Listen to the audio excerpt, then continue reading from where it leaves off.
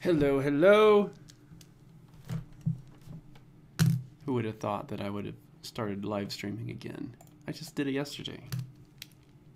How's this possible, you say?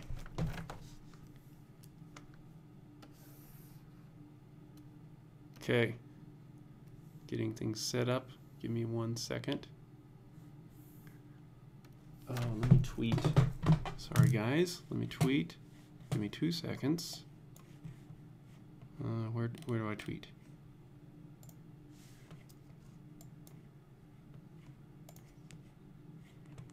Tweet.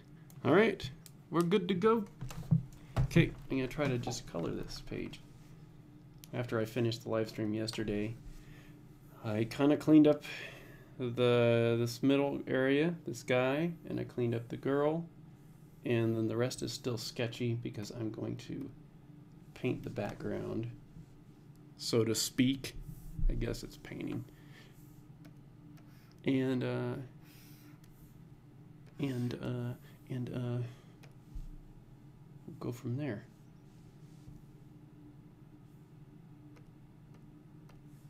How's that sound?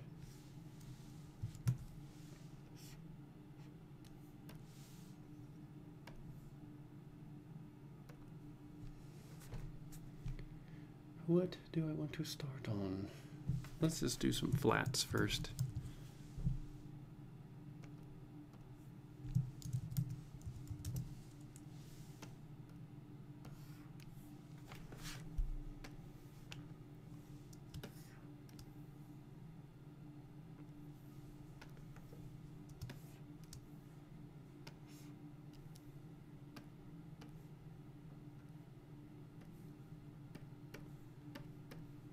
I'm hoping I can get this done really quick and not noodle it too long to where I'm just like confused as to how to finish it, you know?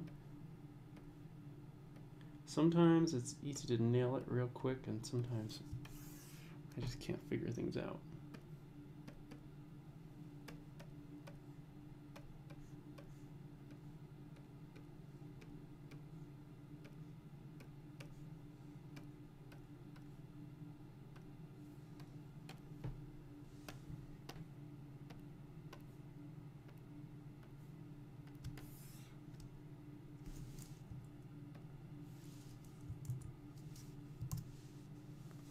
There, it's done.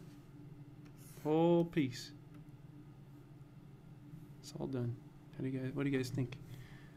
Hey guys, Comical Foods, KB, Cherish York. Good morning, everybody, or evening, or wherever it is you're from. Welcome.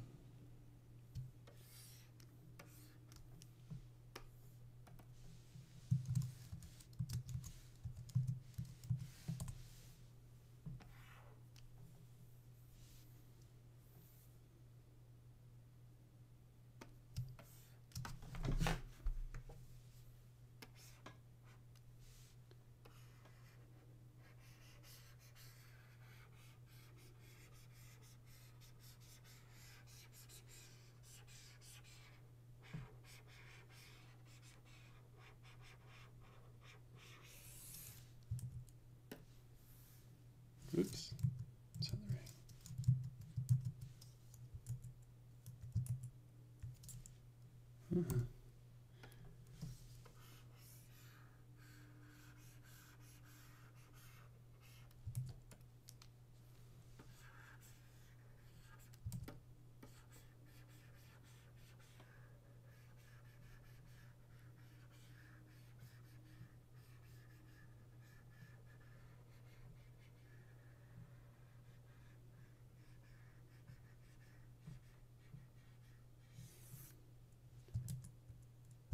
Keep using the wrong color. It's a pretty sloppy flat right here. But the hair is kind of sloppy. Gives me an excuse.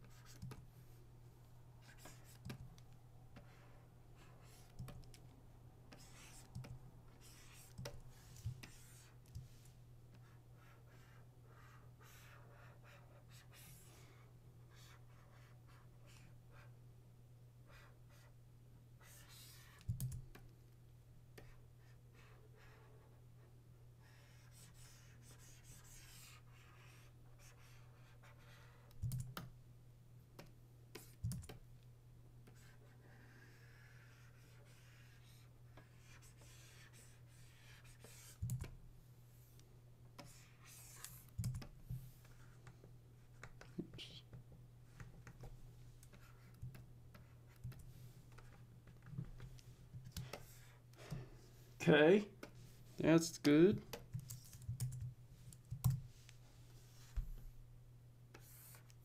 Oops, I got unnecessary windows open. Okay.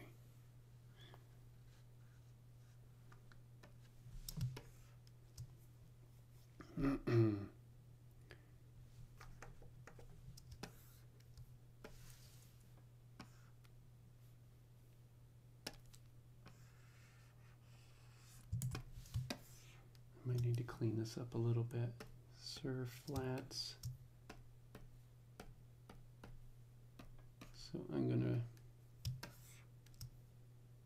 draw this foreground element on his layer, and then it can be part of the foreground.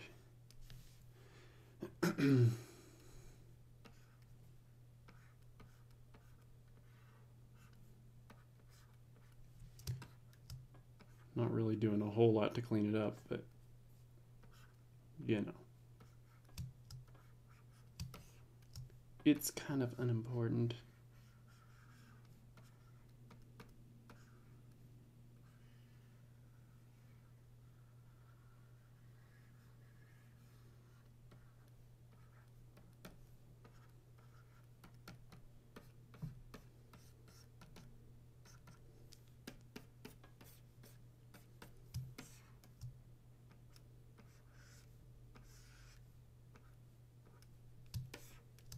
Yeah, it works.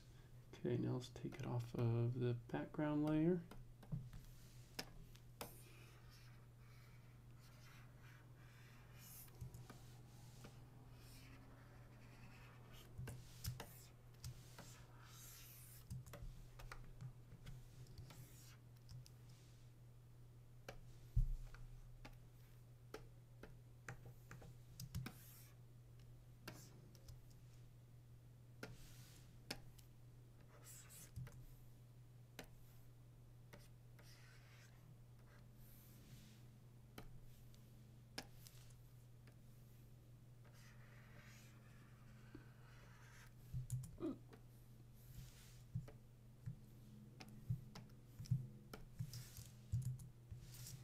Whoops.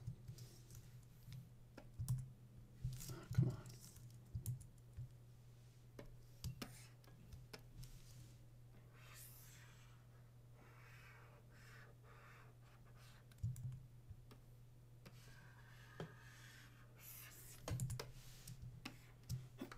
on. Okay. That looks okay. It's going to be really cropped once the comic is made. So, you know, a lot of that detail is going to be kind of lost potentially. Oh, I guess I could do this on a different layer. I'm thinking out loud, guys. Don't mind me. Turn up some music. Turn on the TV. Drown out my voice with something. Counter.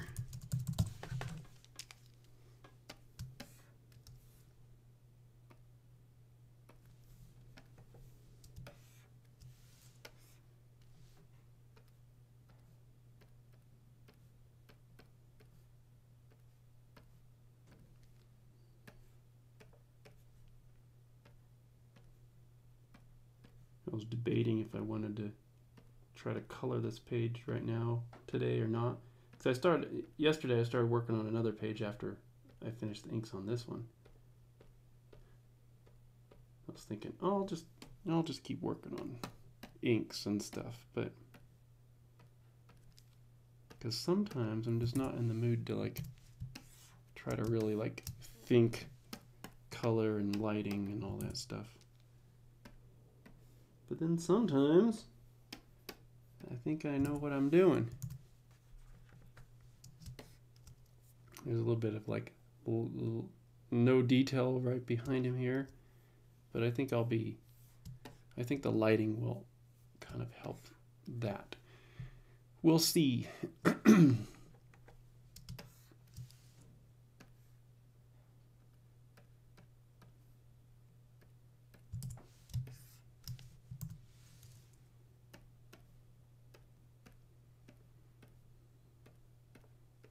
I do miss Clip Studio for things like this. So I'm looking forward to jumping back into Clip Studio.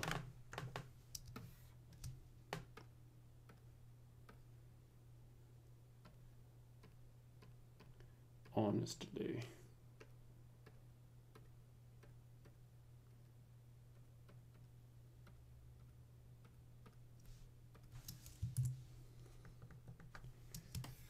Okay. Save. So we got that kind of blocked out. Foreground stuff. I guess I'll just do a 9x flat and then we will jump into the background. How's that sound? Do I have everyone's approval on that idea?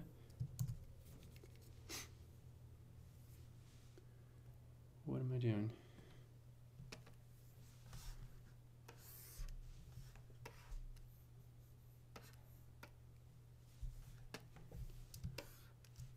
Counter, oh, flats.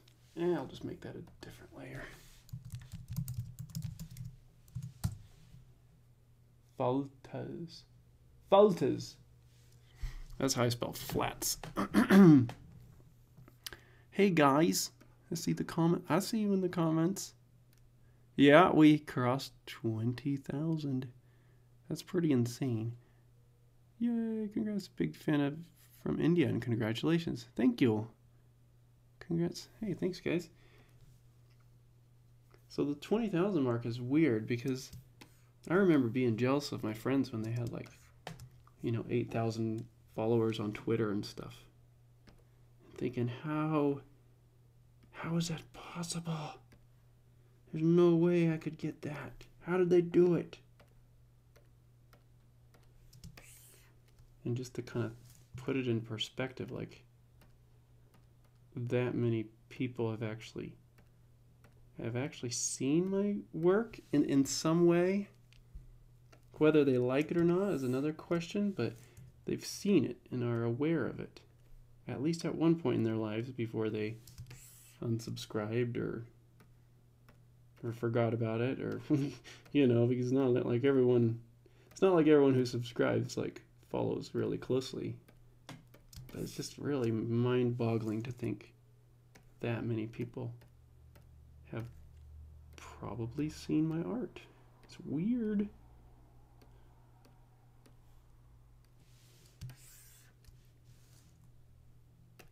So, thank you guys. It's really cool.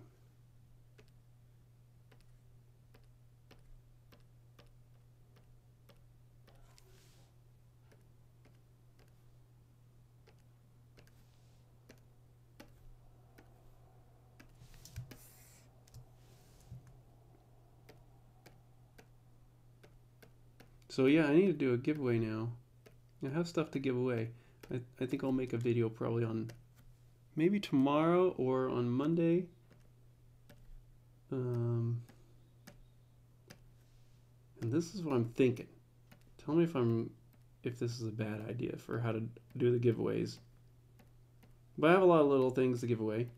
And one bigger thing.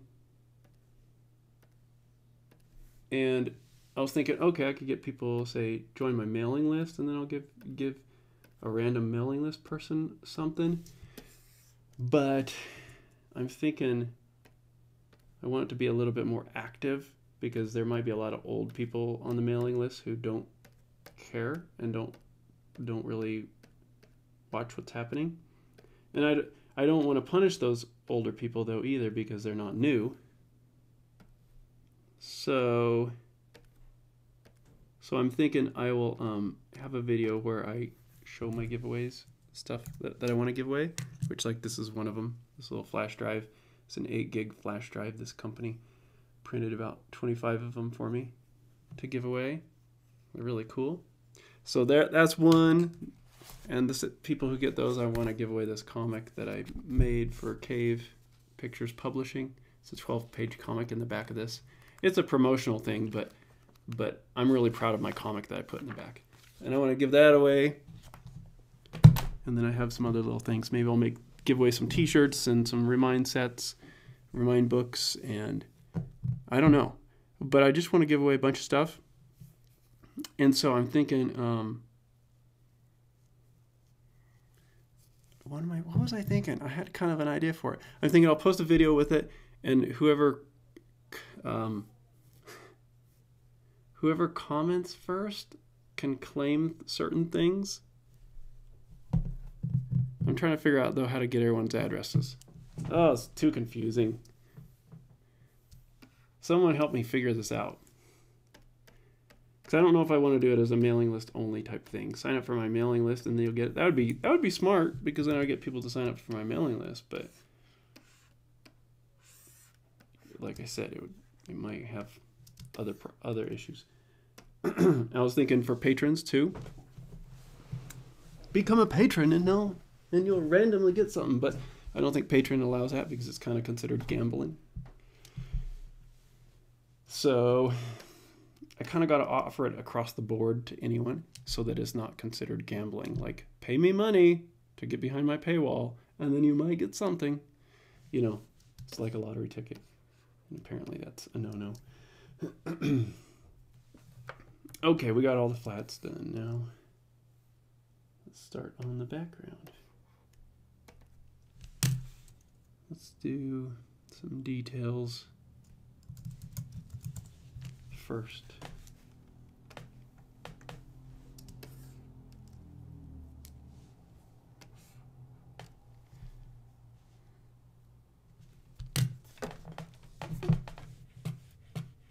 T-shirts, I can do t-shirts.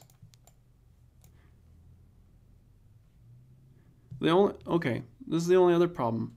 Okay, I don't have a lot of money to be shipping stuff, and I want to ship around the world, but stuff costs really a ridiculous amount to ship all over the place.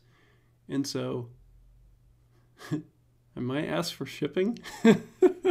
I'll give you something for free. I don't know. Was that going to make anyone go, forget it? I don't want it. If I have to pay for shipping, I don't want it. But t-shirts is a great idea because I got a lot of them and I need to get rid of them. People can comment at the same time though. What about those odds? Well, I guess if people comment at the same time, I could still give everyone who comments in that same minute something, right?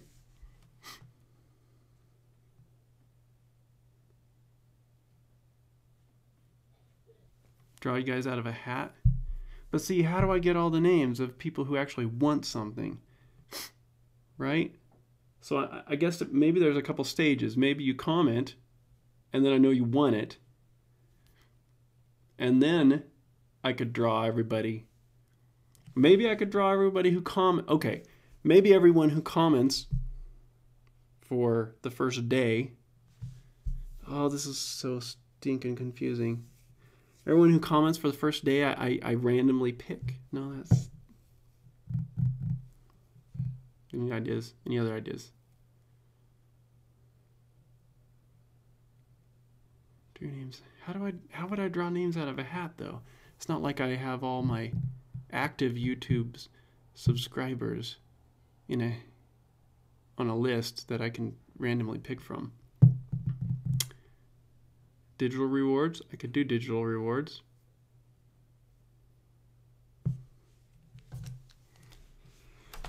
Anyway, we'll keep thinking about it. If you guys have ideas, throw them at me. Write idea in bold in all caps. Or giveaway idea. I don't know. Something in bold so that I know you're talking about that. And we will... I'm up for your ideas on anything, on how to give things away, on what to give away, on how to pick.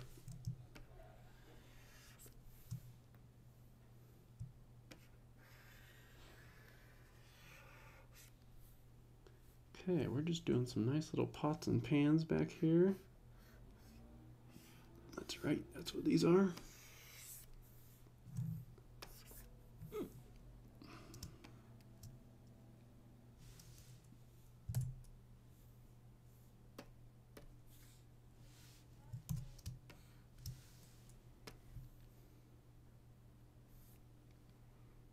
guess I could group these up.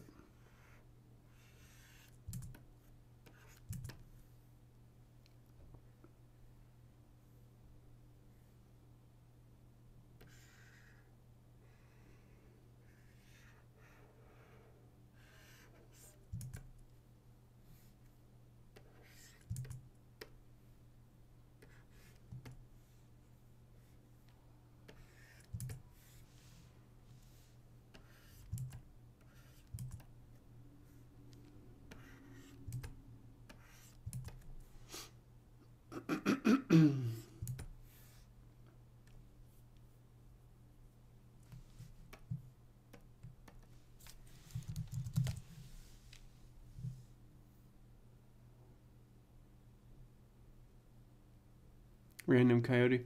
Character playing cards or tarot style cards. Okay, that's a great idea. And something I've been wanting to do is playing card type things before. The problem is I don't have time to develop any new like merchandise. So it has to be something that I kind of have. And I have a lot of t-shirts. I have a lot of books. I have these freebie things that I've gotten. I have a bunch of these Plato's Cave comics that I drew that are all for the purpose of giving away. I have like a maquette from DreamWorks that I want to give away to kind of like one person. And I don't know, I could do some original art maybe if I have any that I want to get rid of. I don't really. Welcome, Anna. You're not late. I just kind of started.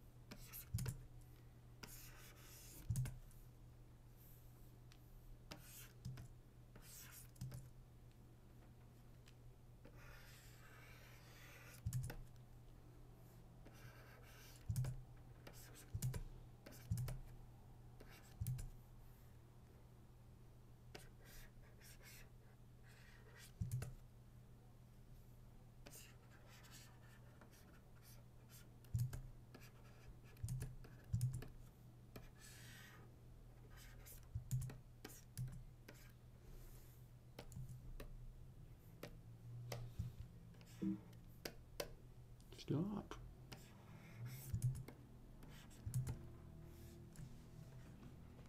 Just kind of trying to get some kind of random detail in there. It doesn't have to be perfect. It's just as long as it kind of gives the impression of it, you know.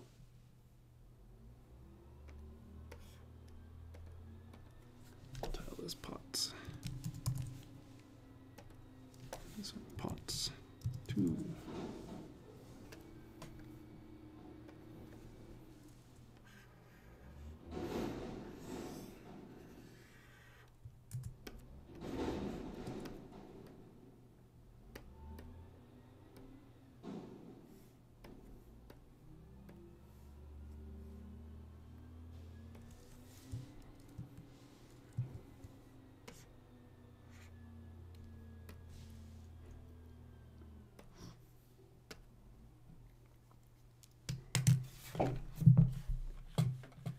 See, now there's some more ideas.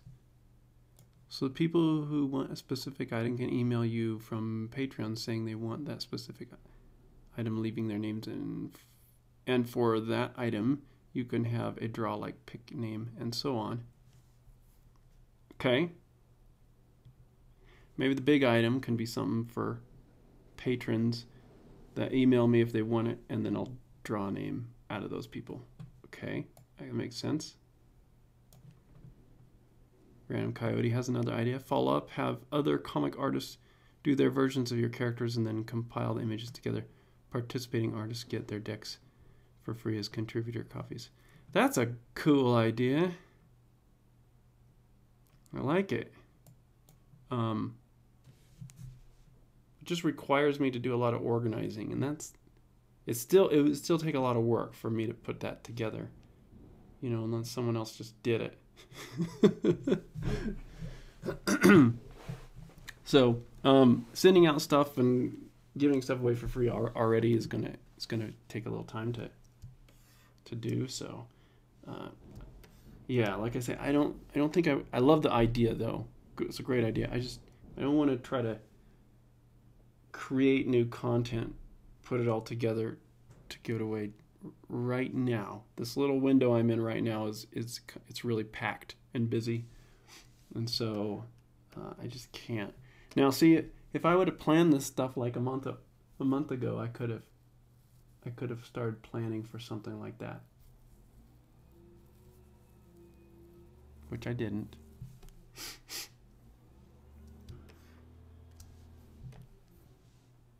But yeah, I like that idea. I like the idea of like other artists trying the style and then putting it together in a deck. That's really cool. I never thought of that before. Like it.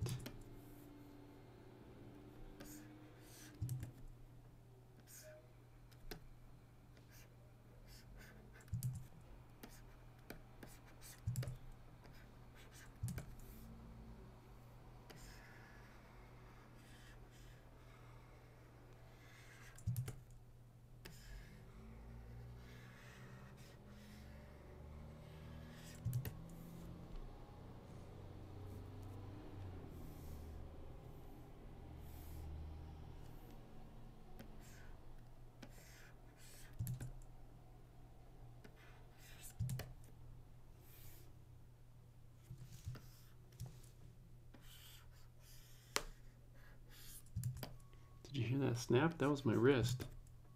Snap.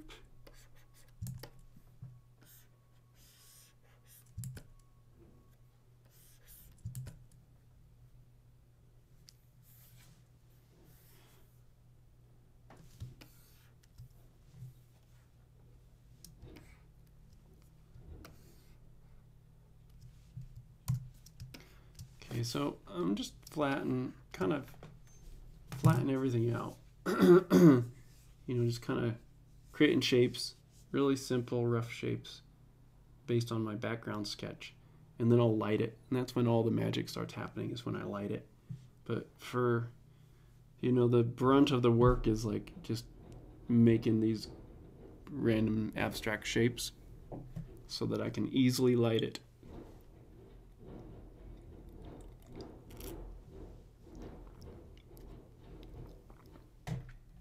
You guys hear the garbage man outside? It's impressive.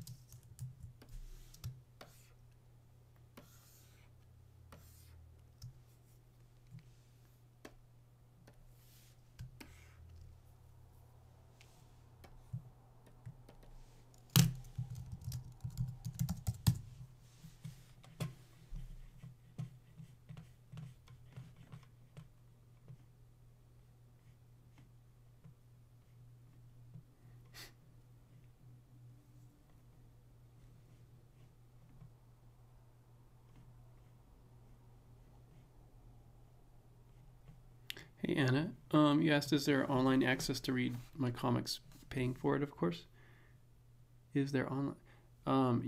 Yeah. What I've been doing with this comic, and it's kind of an experiment, is I've been releasing it to my patrons. So let me just put the link here. Patreon. If I can type.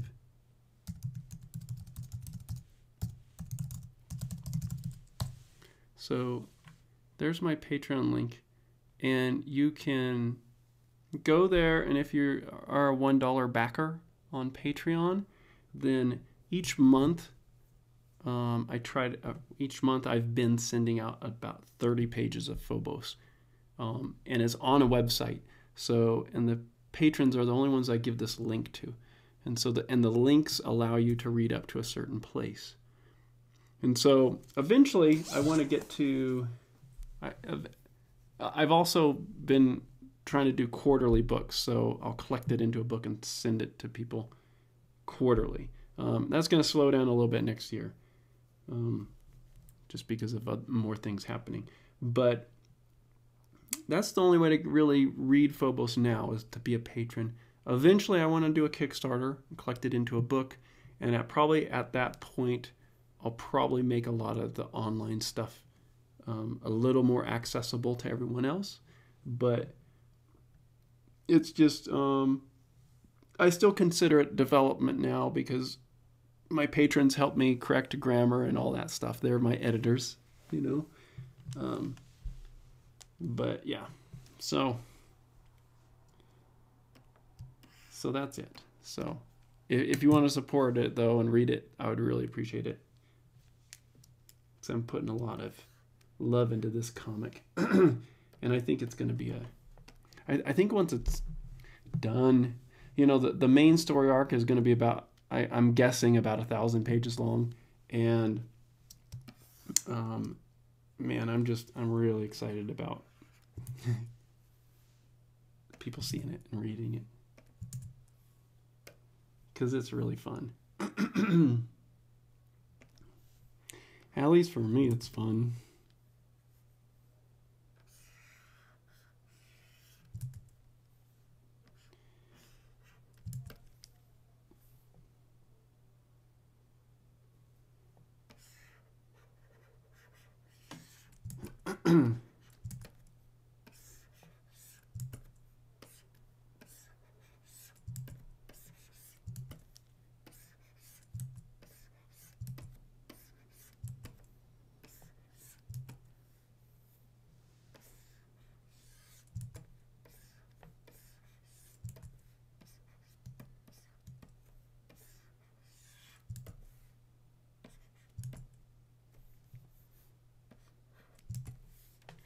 Now, I know from a business perspective, it's probably not the smartest way to make my comic not accessible unless you go behind this paywall, because I'm really limiting the discoverability of my comic that way. And I realize that. I get it. I get it. But it's still, and that's why I say it's an experiment, you know? Part of the reason is I try to force myself and trick myself into working on things regardless of the outcome, just so I can get things done. Because, you know, if everything's contingent on it being super successful, then I'll start and stop so many things and I'll never finish anything. Like, for instance, I would have never finished Sithra if it was based on how successful it was in comparison to Remind. Because it just wasn't. Like, people online just didn't respond to it. Especially, you know, on Webtoons. Yeah, Webtoons, they didn't promote it very much, and it just kind of like, it just felt like I was just speaking to the same 100 people for 2 years. And yeah, you know, it turned out great, and I'm happy with it. And it's like 1,000 pages long, and it's like my best work to date, like as far as a completed piece of work.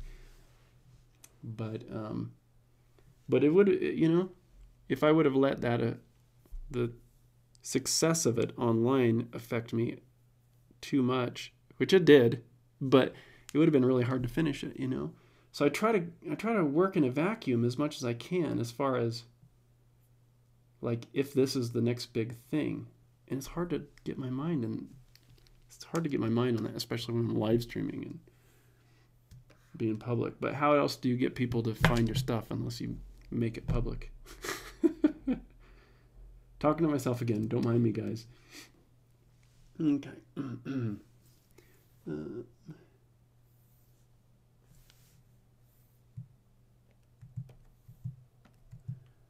So I'm learning. I figure though that every book I make is another step closer to my goals, And my goals are, ever since I started making books and publishing them, is just to make as much intellectual property as I can based on the ideas I have, and just try to get them done so that I can, down the road, so I can sell them to studios and, not necessarily sell the comics, but sell the ideas and have a big library of ideas that are not made just to sell to studios. They're made because it's the type of things I want to say and do and stuff, but at the same time I want them accessible to studio executives and to be able to live on beyond what I have created, if possible. But the original goal is always just like finish the thing, and don't worry about the studio stuff yet. Finish the thing. If you finish it, they will come, right? If you built it, they will come. It's kind of like that mentality. It's like very long-term strategy. Just make a whole pile of stuff so that eventually when studios, and I know studios are paying attention because I get emails from executives talking about stuff and how they're following me. So I just, eventually I think I'll have a big library of stuff, and once something kind of gets picked up, maybe more people will start turning their heads and going, hey, maybe there's a bunch of other properties there we could use. Because studios are eager for unique intellectual property. They really want it, but they also want to wait to make sure that it's going to work. They kind of need to be proved. They need it to prove itself. And so like my audience proves it for them. The growth of my audience, the excitement of people responding to stuff, and as much as I hate it, the social media side of it, and how big the audience is a big deal to them. So they're kind of just waiting to see. I think they're just waiting in the shadows, seeing what I have next, So in a way, I want to be able to release Phobos in a way to where when it's ready to release to the public, it's a nice book and it's enough content to really satisfy someone who reads it. Anyway, that's what I think.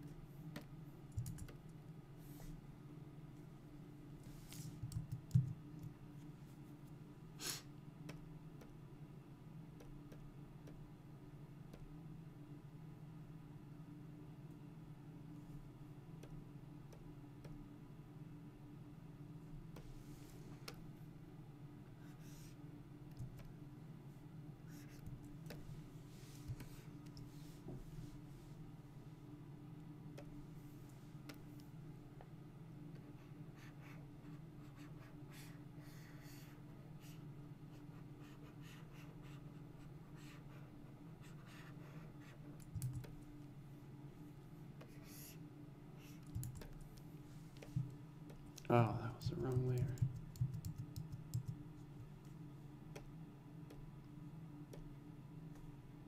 I'll just make up a new layer.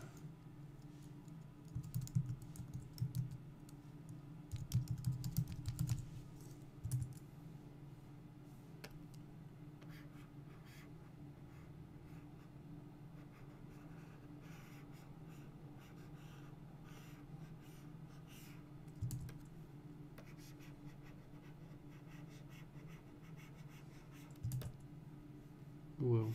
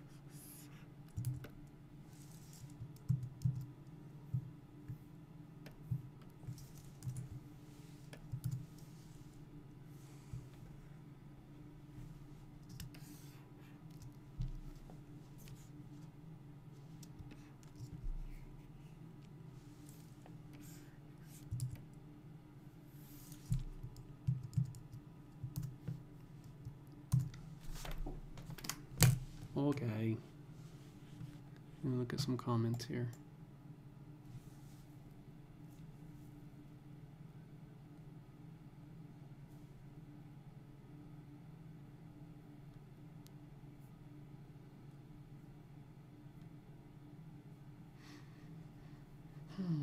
Hey Bob, I'm sorry I made you a moderator. I hope you don't mind. I need help. Mentally. Finishing the thing. Finish that thing. That's right, guys. I think that's the most important thing that I can say to anyone. And myself. Big video statue. Finish the thing. Look, have you guys seen this? This is probably before a lot of you started following, but let me go live. Let me go full screen. Where's my full screen? So see this? Have you seen this? It's a little remind statuette. It was made by it was made with sand. What's the company name? I forget the website name. It's like official though, but it's I don't think you can get it anymore. It was when after I finished Remind, this little website, they wanted to kind of start offering 3D prints of slightly popular webcomics stuff. So they helped me design this. Got a 3D modeler to design it, and then I gave them notes and stuff, and then they printed it and offered it for sale. It was like $40. So it was a little expensive, but there was only a handful of them made and sold. So I know one guy who has one. Anyway, it's cool, but I would love to make something big that's bigger than this. This is such a cool design. I mean, I designed it, sorry. Such a cool looking little statue though. So that's that. I can't give that away though. I only have one. I gave one away a long time ago when it first came out.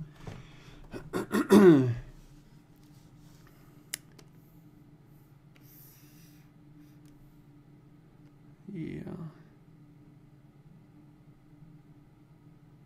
Question. For the intellectual properties, have you ever considered creating a setting vastly different from Earth and then weaving your story in it? Yeah.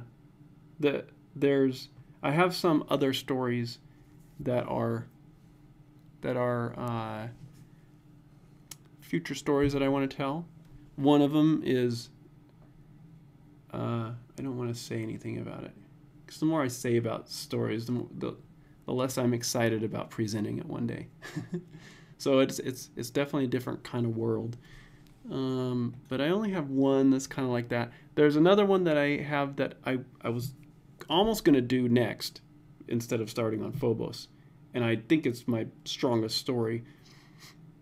But it's on Earth, but I don't even want to say anything. Okay, so yeah, I have one idea. What a letdown answer, right? Oh.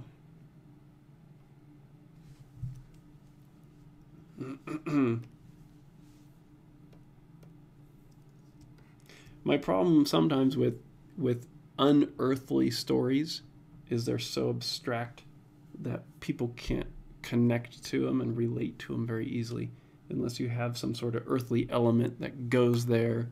You know, if you have the ideas that are just all abstract, other kind of creatures, other worlds, nothing that looks like human, it's really hard, I think, for humans to relate to it. So so I'm always hesitant to make it too out there unless it's about a story about a human discovering something, you know? The CTC moderator retreat. That's awesome.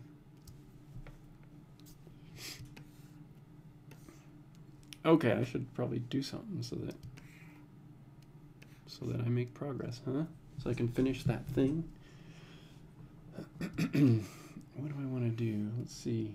Cupboards. I'll keep adding some details here.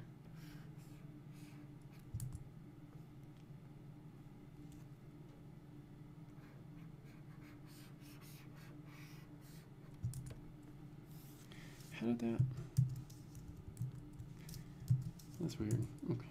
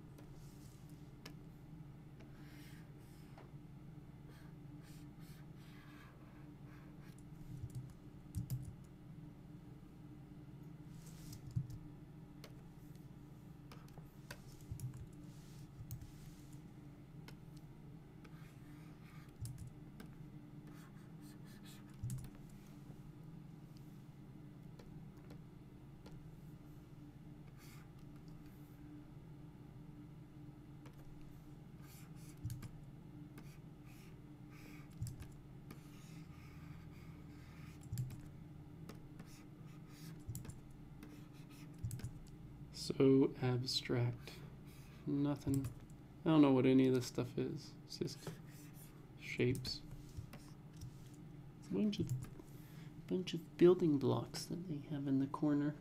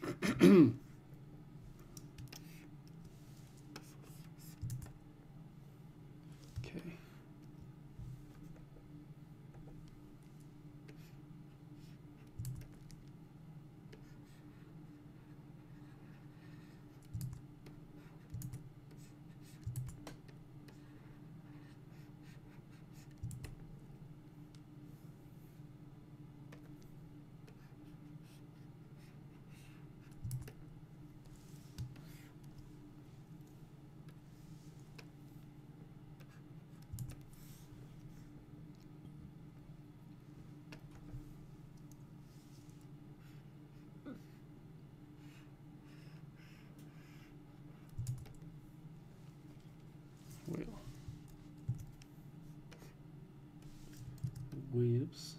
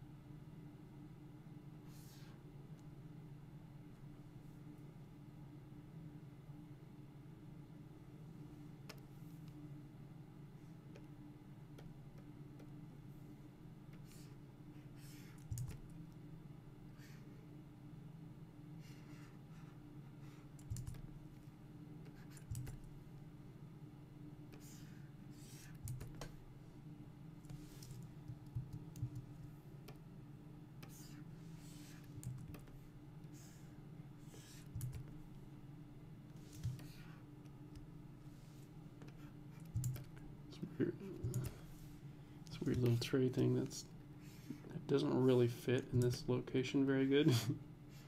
I'm just forcing it in.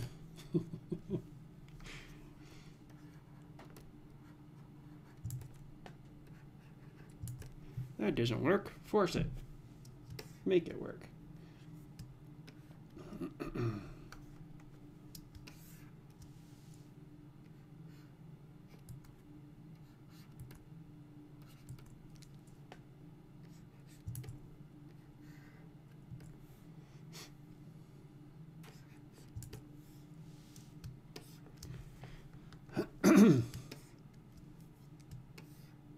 At least I'm getting some stuff thrown in there.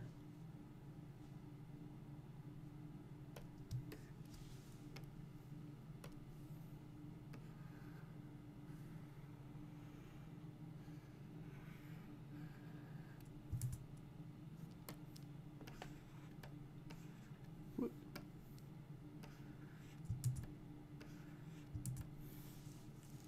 That's lopsided.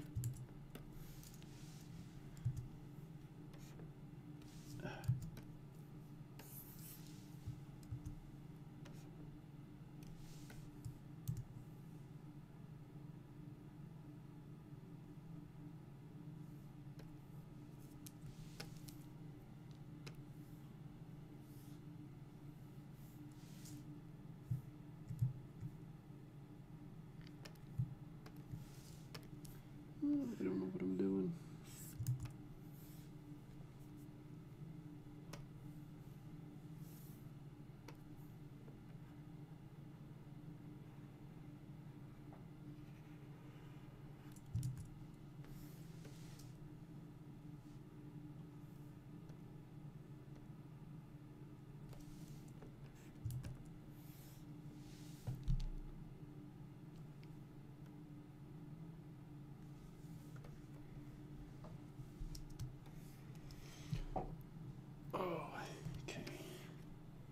Most of that stuff is blocked out now. I just want to do something on the walls. Let's see, bricks.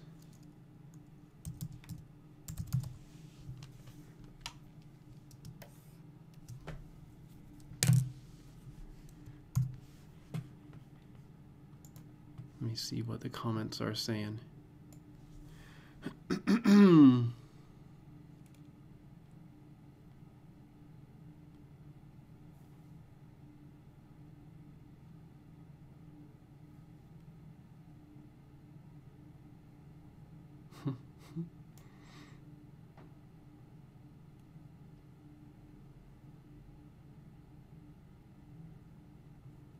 I see a question again. Any tips on creating highly emotional scenes, showing deep anger or sadness? Oh. Oh. I don't know.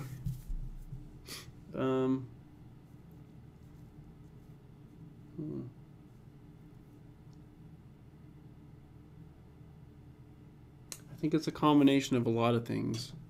I think you need to, if your book's in color, play with the colors. There's definitely sad colors, especially if you compare them to other colors. Color theory is all comparative, you know? Like if you have a nice pink color, it looks different if it's right next to a really bright red than if it's against black or whatever, you know what I'm saying? So it's comparative. So it's a lot in the color.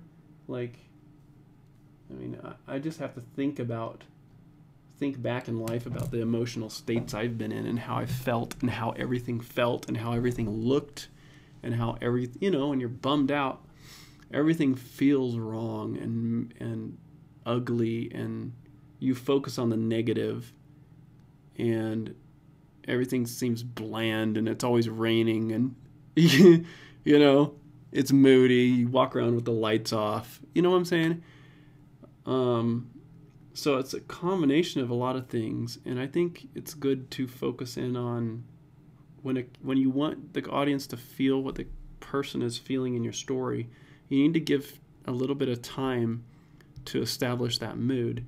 So you might have a couple panels of just mood setting, you know, and just a real forced color palette that establishes that mood throughout that scene.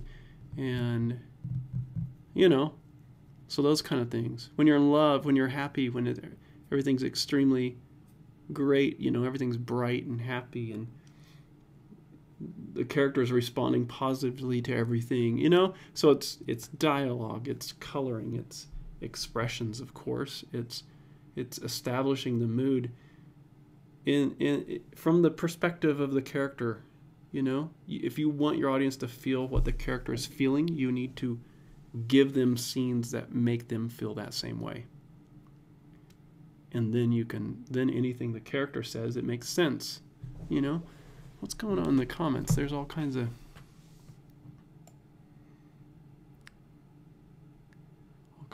weird stuff going on in the comments. All right, are people getting ready to be banned? Yes, please. You guys have permission to ban anyone, so I don't know what was going on, but appreciate it. Moderators, you guys are amazing.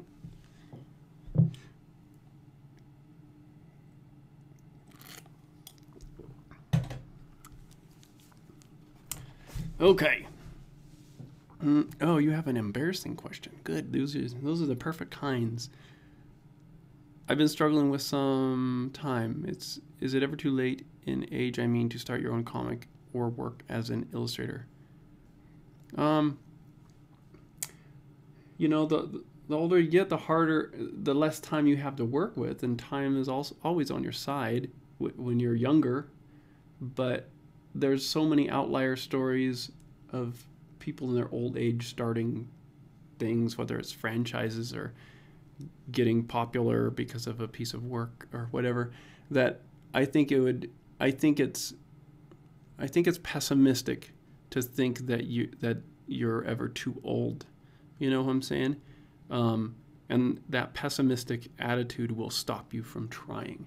And the thing is, you might write a book when you're 90, and it might be the greatest thing that the world's ever seen, you know. And so maybe you can't cash in for 50 years on royalties, but you can still make that great piece of work at whatever age you are.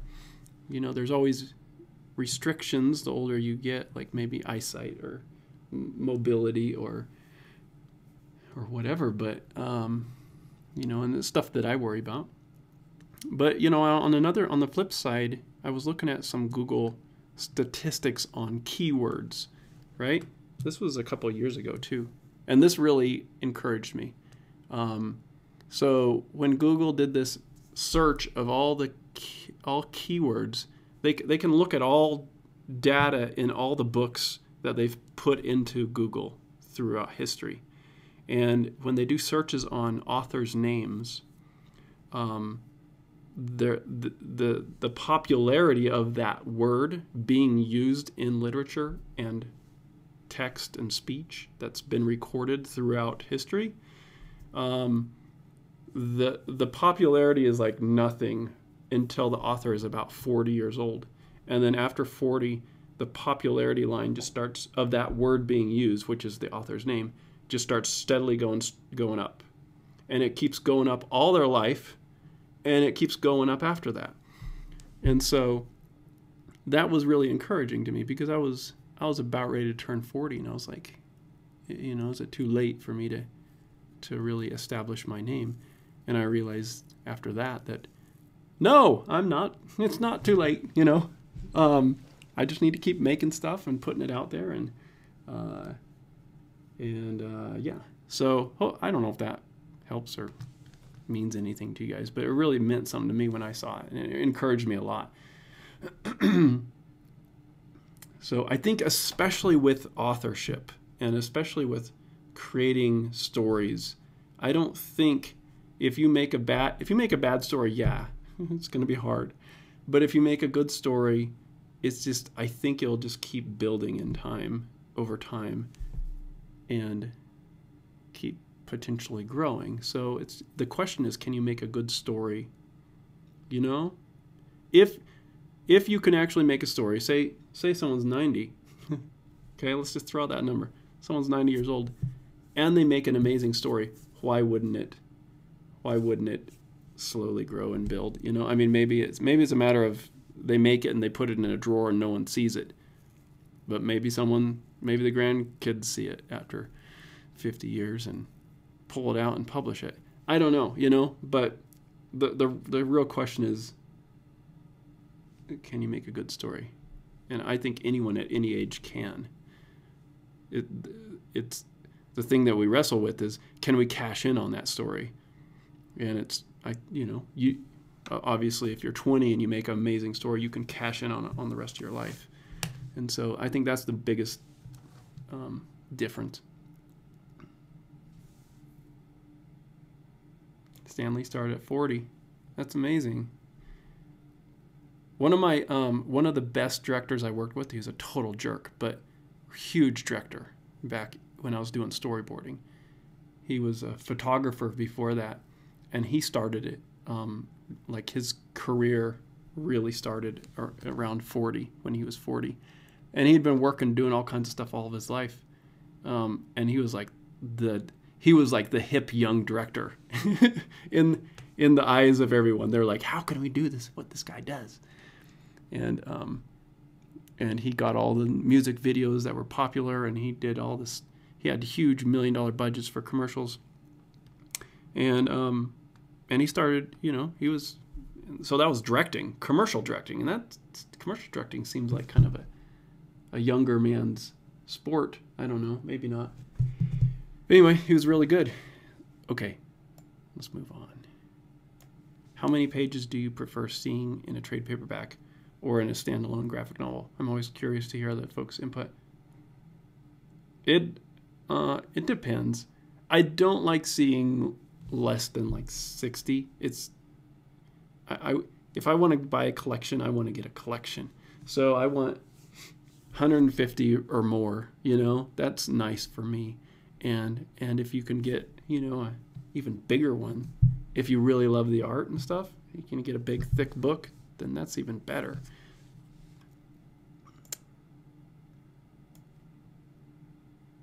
Hey, dude, thanks for saying hi.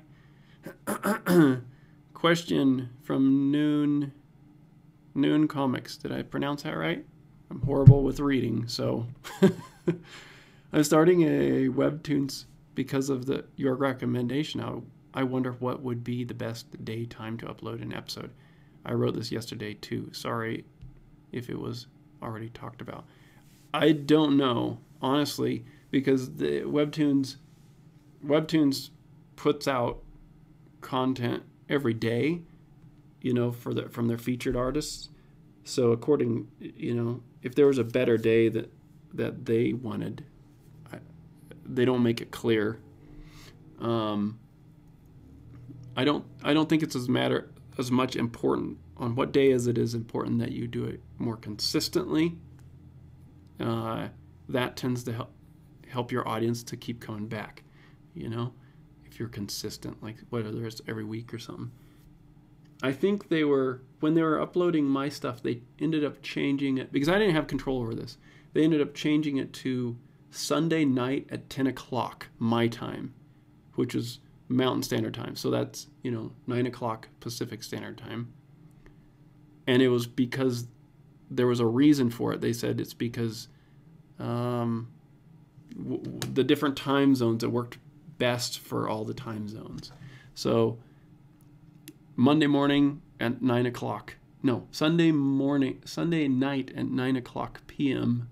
Mountain Standard Time is when they started posting my stuff, and I think that's when they would post at that time frame the other series throughout the week. So it'd always be the night before at that 10 o'clock Mountain Standard Time, which is whatever time it is in your time zone.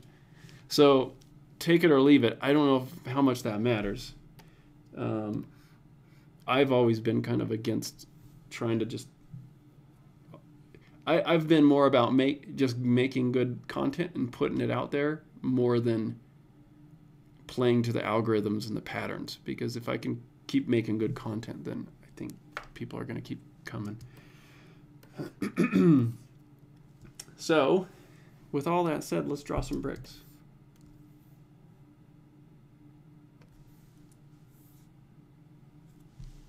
How do I want to do this?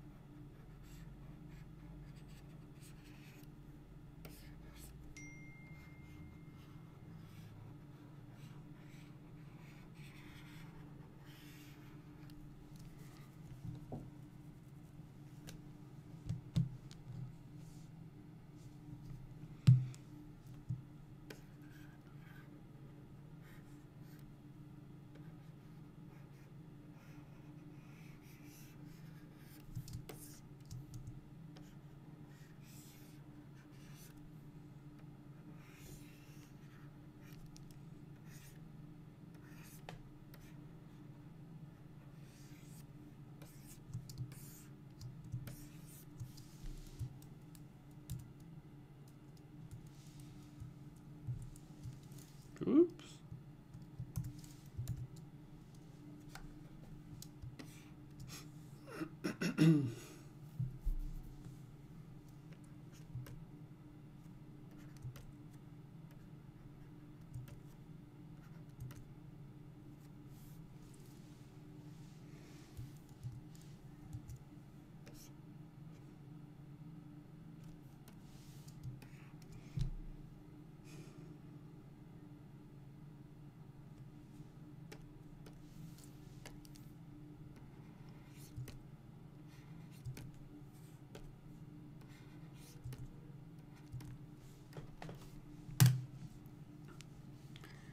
Give me 1 second, guys. I need to respond to a text.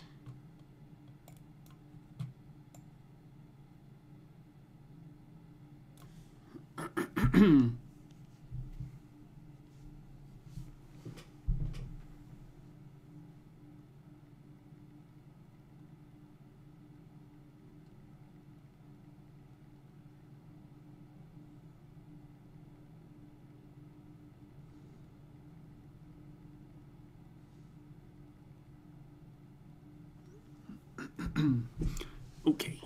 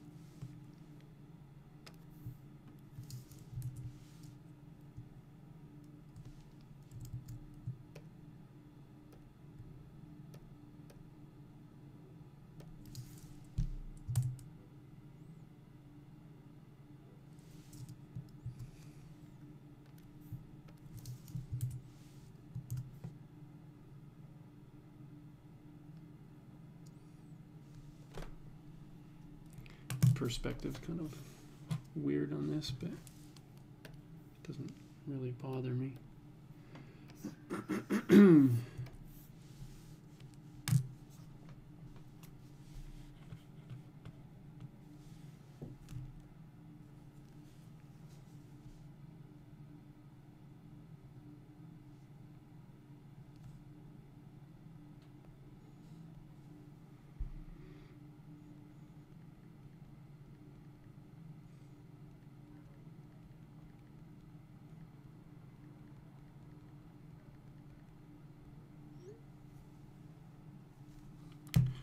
Question, says Bob.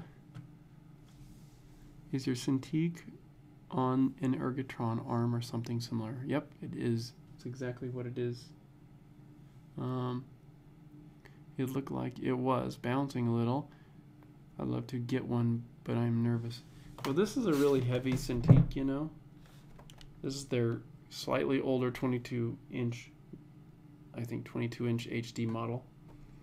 And it does bounce a little bit, but I've never had a problem with it. It's also on this, you know, these slide out things that you pull out, that you can have in your desk. It's attached to that, so it's not really attached straight to the desk, but it would still bounce. But even when we had them at DreamWorks, they would have even bigger arms, like more industrial arms, and those even bounced. So it's not, I don't think you're ever going to find something that when you're like, you know, really working at it, it doesn't move at all, unless it's just like I don't know what it would be, but it would have to be crazy to not move at all. So I wouldn't let the bouncing stop you. I think you'll just get used to it. It's just so nice to be able to move it wherever you want, you know. And then you're not hunkered over it.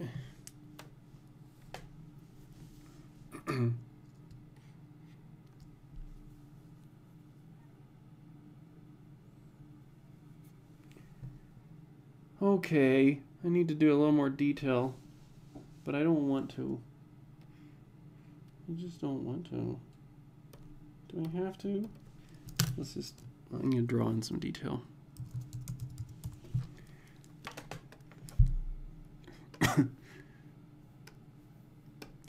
With our little winner brush. I could just use this detail. The thing is, this detail's probably going to be hidden a lot.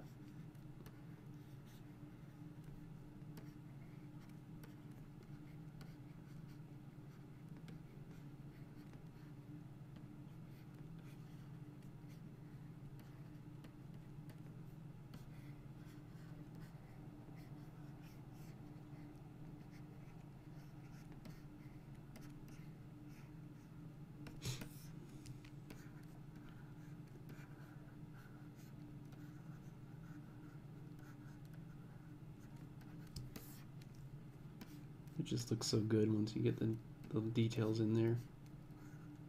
To me, it does. Maybe no one else cares, but I sure do like it.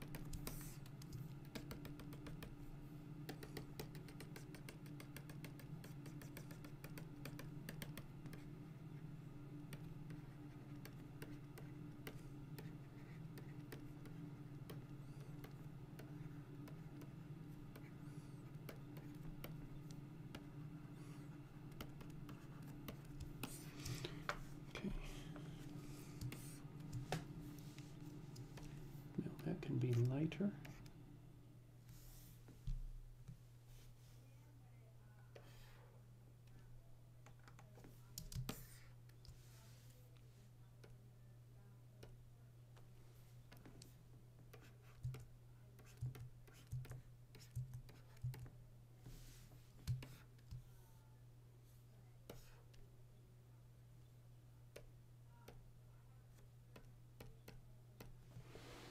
Oh, what's going on? There's something weird. Something weird happening. Oh, that's on multiply. Yeah, that's why.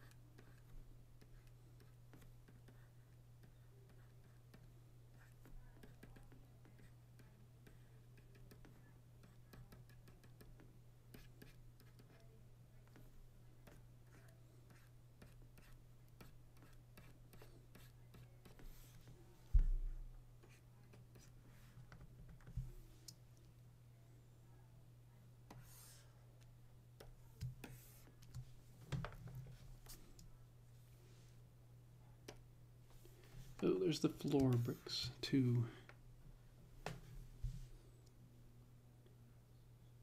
detail, say sketch, brick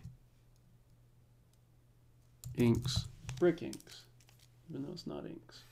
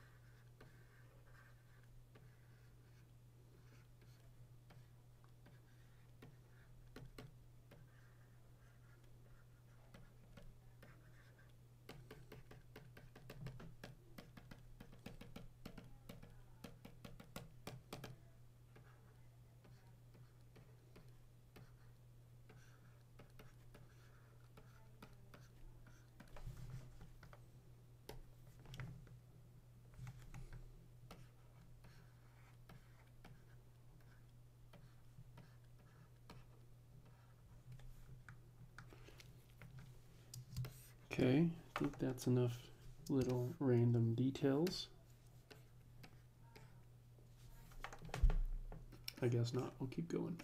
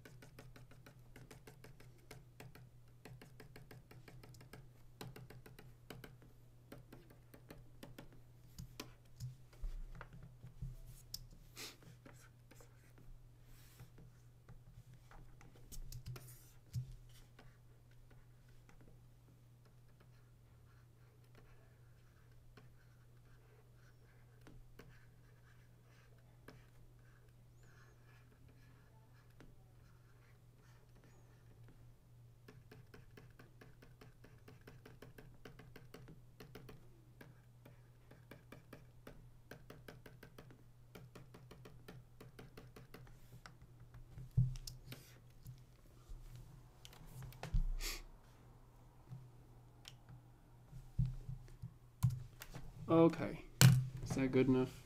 Is that good enough detail? Now it's time to do the fun stuff. Let me look at some comments quick.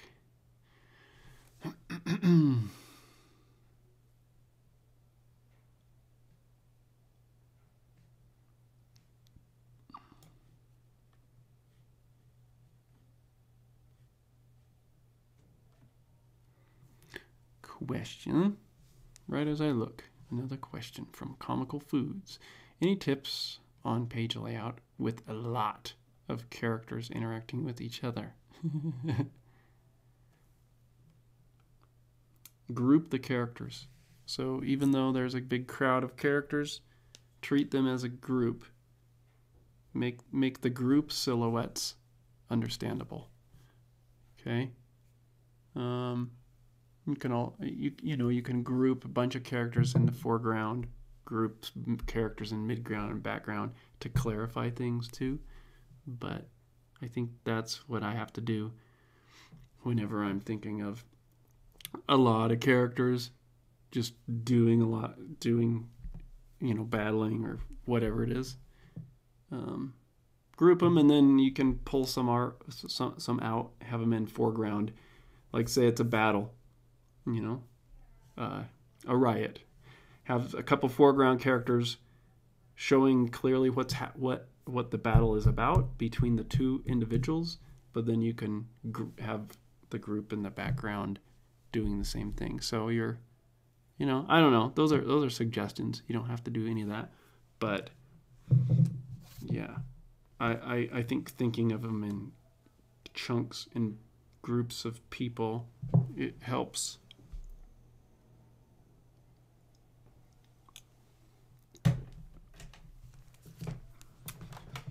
I always go crazy when I know I have to draw battles and groups of people, or my biggest pet peeve when I'll do storyboards is like, draw a dance club and everyone's dancing.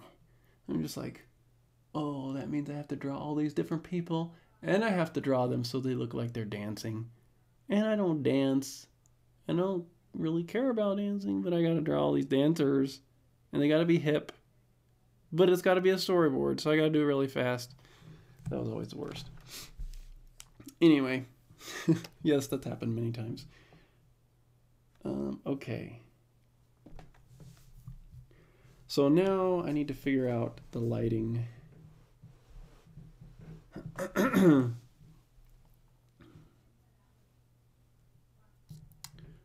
might just have to sit here and think about it a little bit.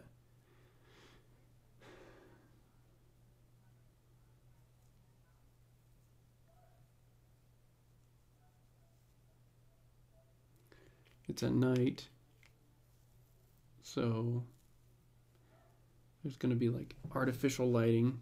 I can't do the big old blasts of light coming through the windows like I like to do.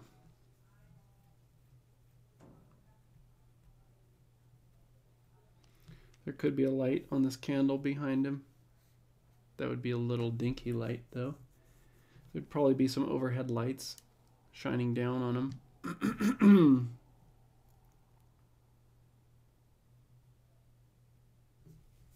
I should probably start with that because I know that for sure. I mean, unless I want to really dramatic and have it candlelit and really dark and shadowy, which I don't. I want it to be kind of warm and inviting, even though it's nighttime.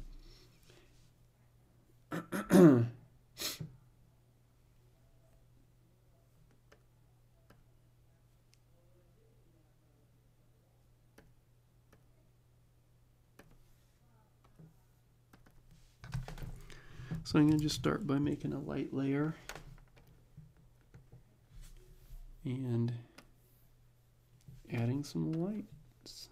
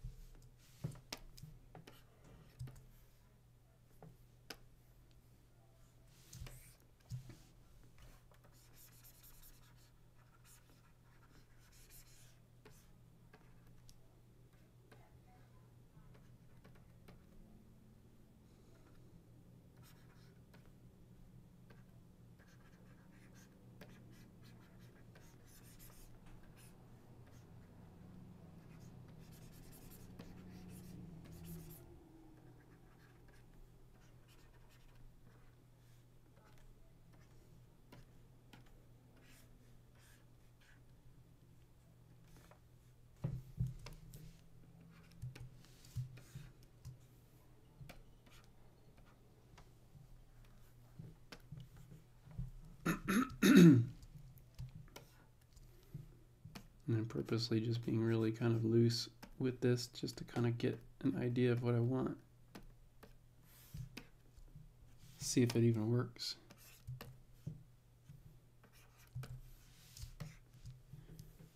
I'll do the same with Frank now.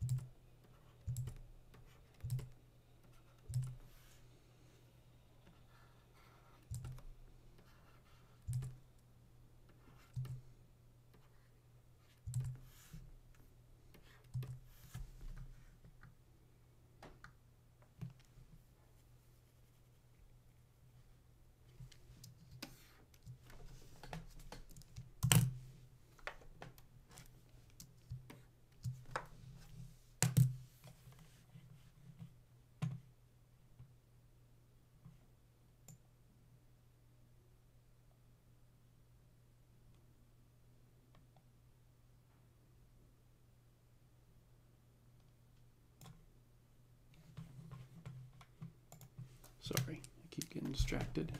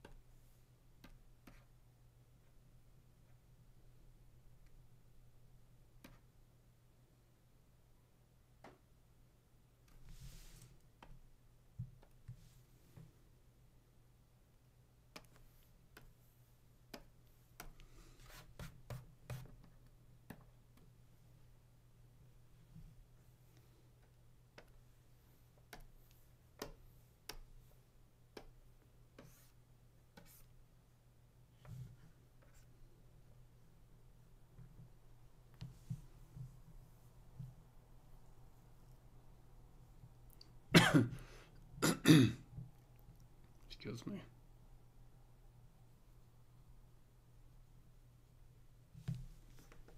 I need to bring out the detail on this mop. It's just getting lost because the mop is so important.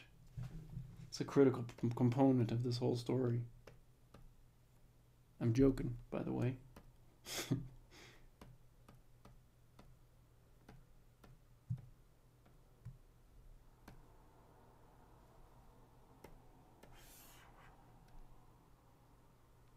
So, details, brick lines, here we go.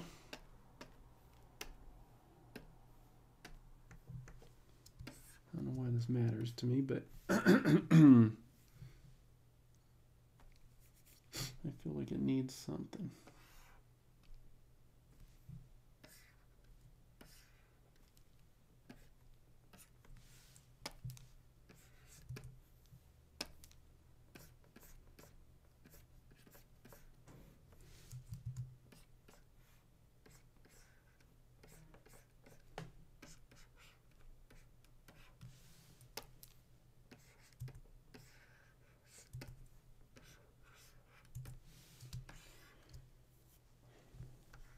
messing anything up.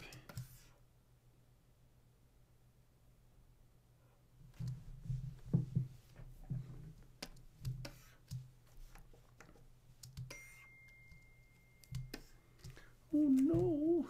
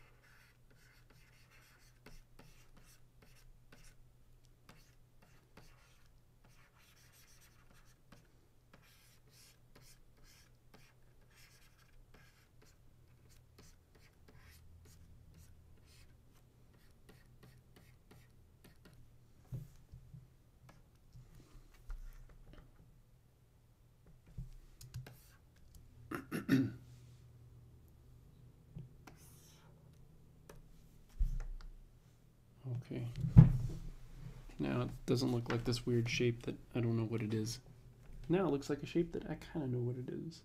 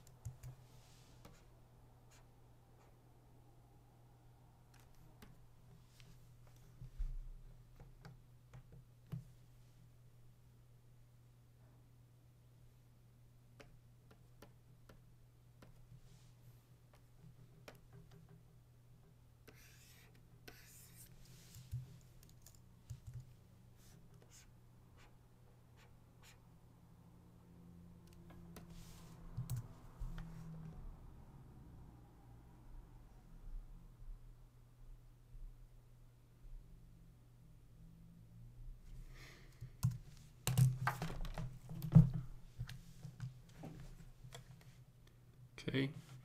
It's coming together. That hairy arm is really standing out now.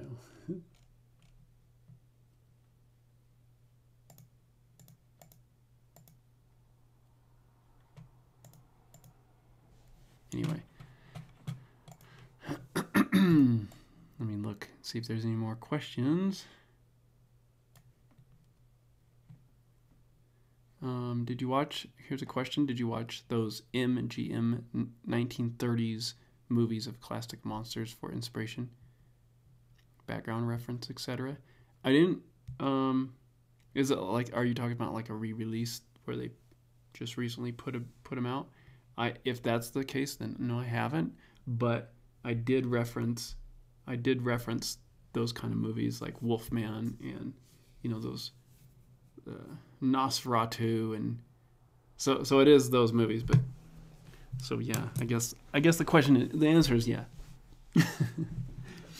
That was a big influence, and then for how I wanted this to look, and then I have the texture that I put over it to try to create that film grain as well.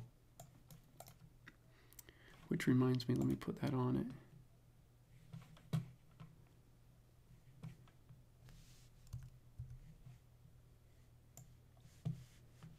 I'll just grab it from another file.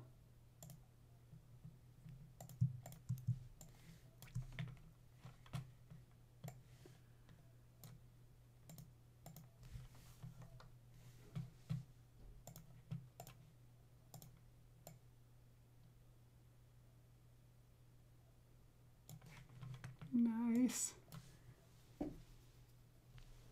Yeah. Oh.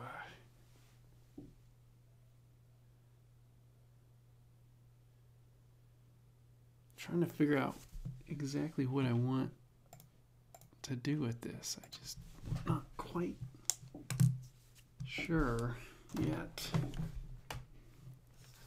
I need to like darken her up.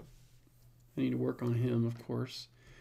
I think I need to hit some highlights on some of these things.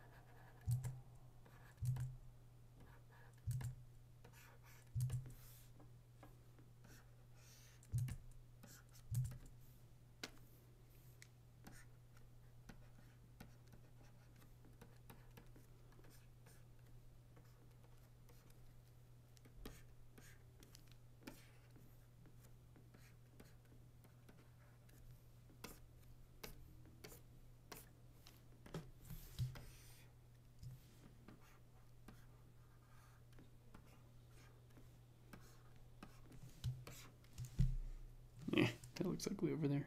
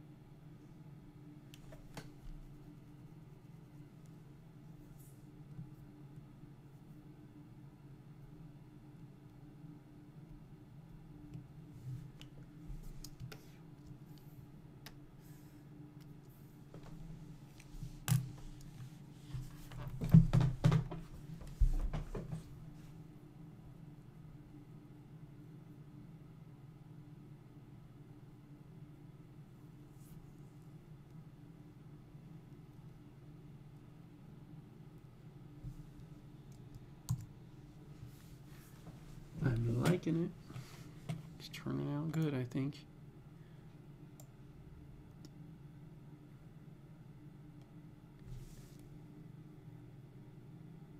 Let's see, any more questions?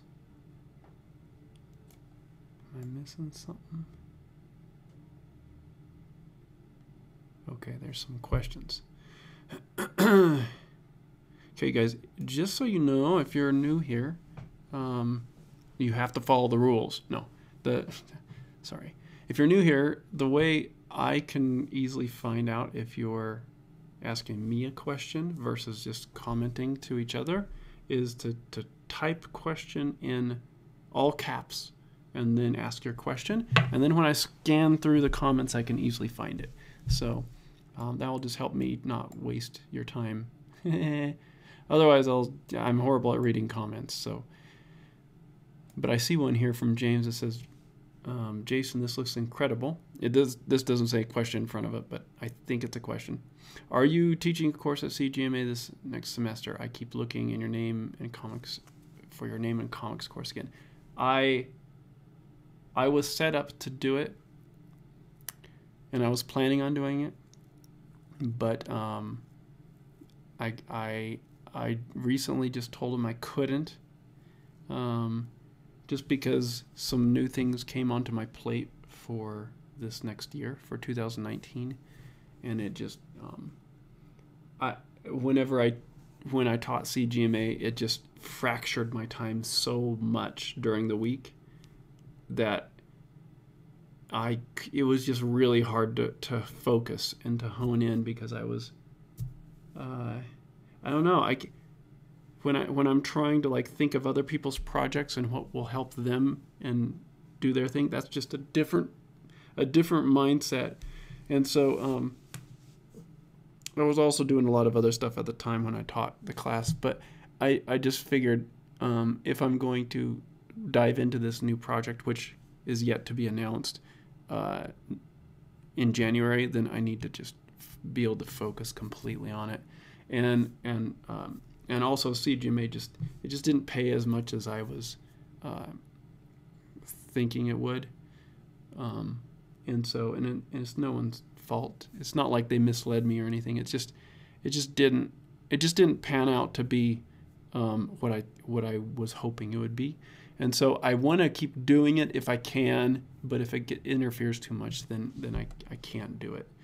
So I kind of pulled myself out of it this next class. I think only 3 people were signed up at this point, too.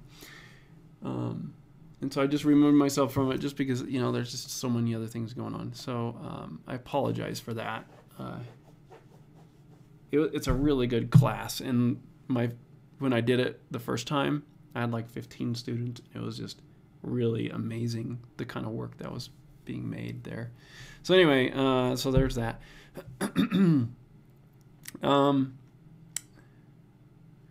Mint Chocolate Chip Zero says, or asks, at what stage of a graphic novel project do you ask for critical feedback, if at all?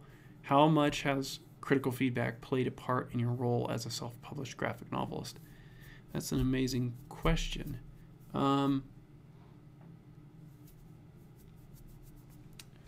Let's see. I haven't necessarily asked for it. And I've, not to be like I know what I'm doing, but I've been in entertainment for more than 20 years, and storytelling entertainment for a long time, and worked with a lot of directors. And so I'm hypercritical of my stuff already, because I've just been immersed in that environment of hypercriticalness about storytelling and stuff. And so I've heard a lot of the criticisms before, and there's some criticisms that I would just assume not hear anymore, because it's like a criticism that the teacher tells the student, and then the student just blindly says it to someone else. And there's a lot of rules that need to be broken, and the rules are good for some situations, but you know, some criticism just doesn't help. And your question is probably like about asking a super professional that knows what they're doing to critique something. And I'll get to that stage if something's broken and I can't figure it out. I'll try to find someone who I know is really good at solving those kind of problems, or it might be a visual problem or something. And that's one thing, you know, and I do that still because I think we all need to sharpen each other's skills no matter how long we've been doing it. But the just throwing it out there for a criticism and is kind of dangerous sometimes, because it really makes you second guess everything it makes you second guess everything that made this idea attractive to you, because everyone will say that's wrong. I shouldn't do it black and white because that doesn't sell. I shouldn't do blah blah blah blah blah because it's breaking the fourth wall, or it's doing this, or it's doing that. You know what I'm saying? Now, one thing I do really enjoy, and I've learned with the internet and putting my stuff online, is that my audience usually aligns with me with what I want, they want, and that's why they've discovered my stuff. And so a lot of times the best criticism and feedback is if the audience doesn't get it, what I'm trying to do. And if multiple times I'm trying to do something kind of tricky and I put it out there and there's a couple people that are kind of confused by it, then that's kind of a nice warning sign for me. And it's more of a just testing it, you know? And so that's why I really like webcomics. I like putting things online and testing it and getting the response and seeing how people interpret it and seeing if the twists tricked them or not.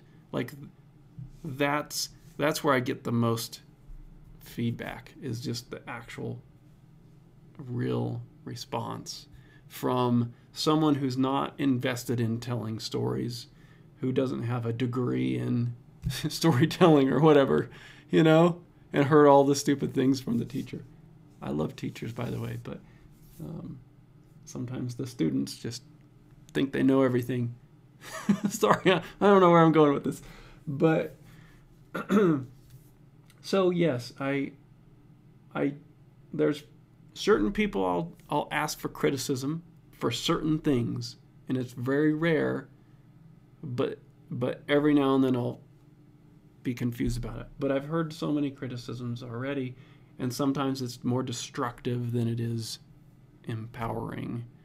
And a lot of the things I try to do is break rules and experiment with things that I haven't seen before. And so there's going to be a lot of pushback on that, I think, anyway. But I think that's the fun stuff to do. Man, I sound like such a art snob, I feel. But but I think the best thing you can do is test it with real life feedback from your audience and their reactions, and see their frustrations and ups and downs, and see if it's working the way you wanted it to, from a non story guy. You know what I'm saying?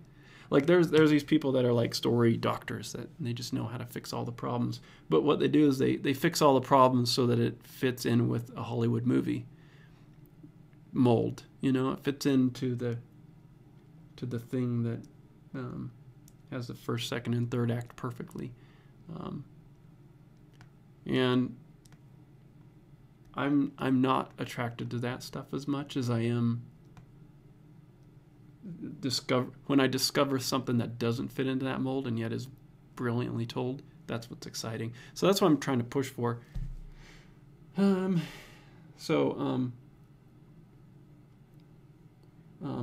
you know, you get an initial spark of an idea that you fall in love with, And I try to really protect that, that thing that I'm in love with. There's a reason I fell in love with this in the first place.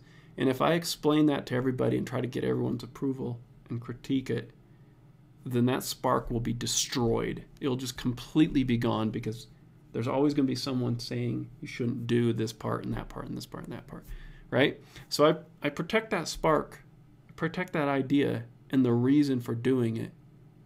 And then I try to push forward as hard as I can, doing it with my blinders on, and just do it the way I would want to see it, and then start showing it to people.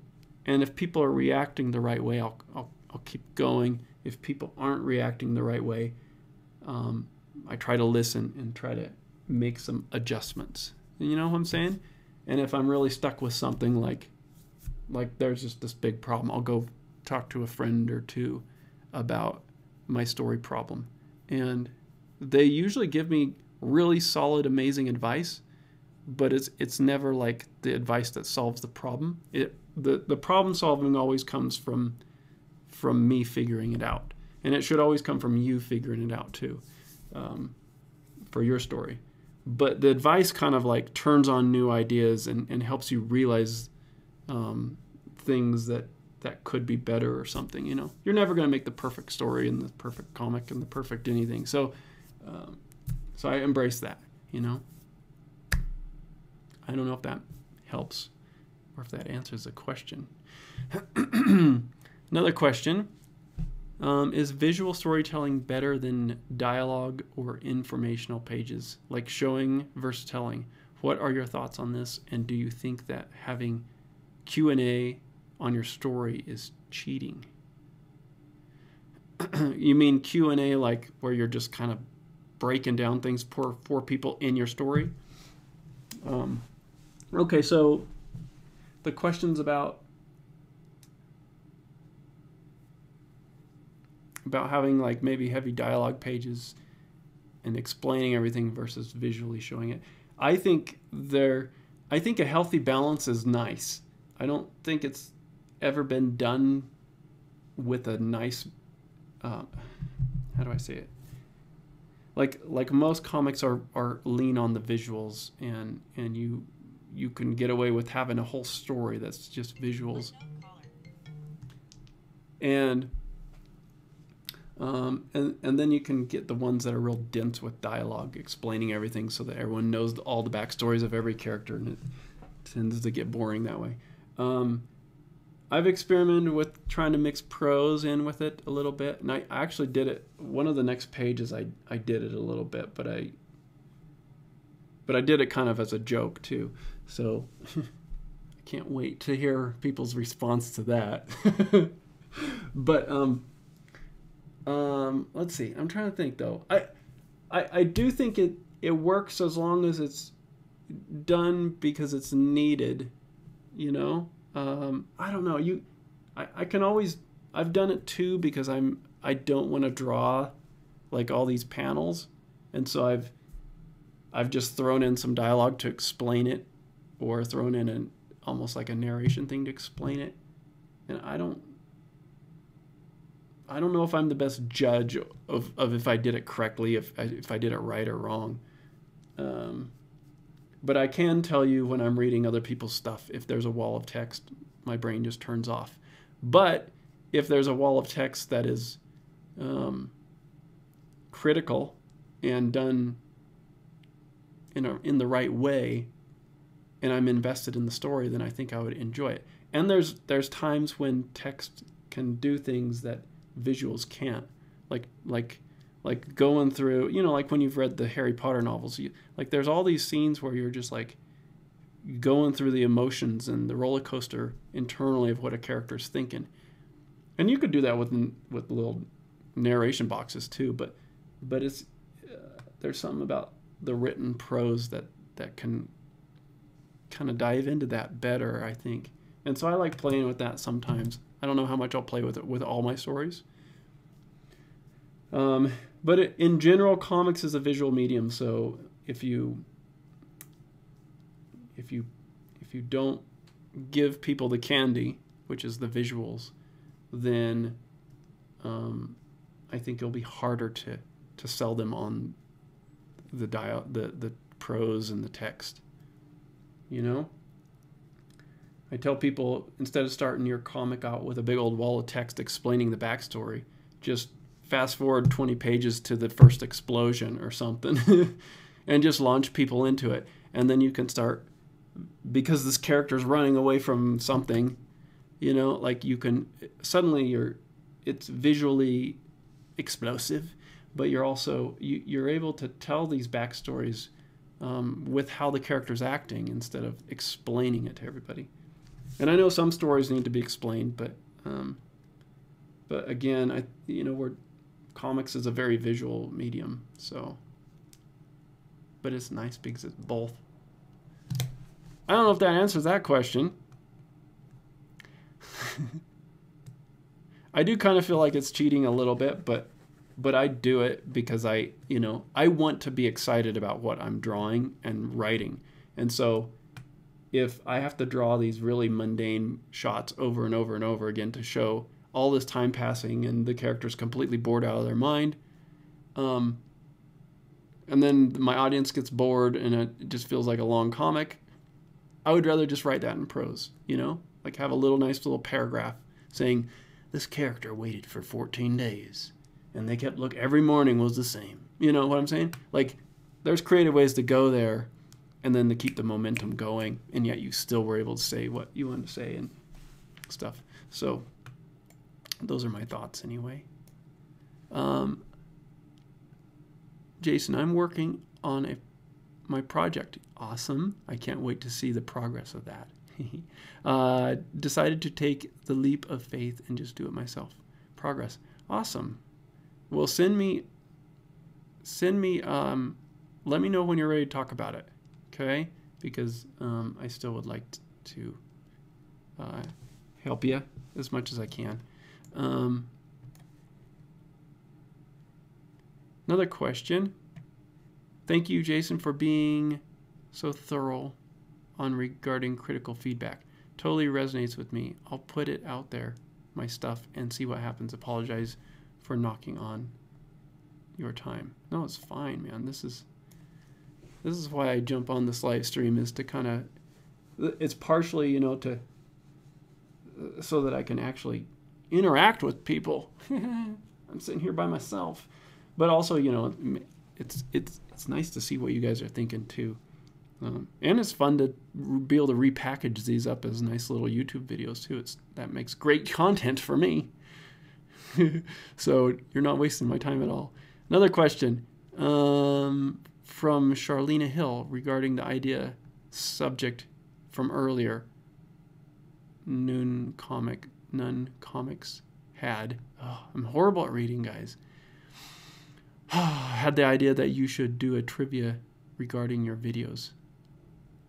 Whoever gets it right wins the item you're giving away. A trivia, huh?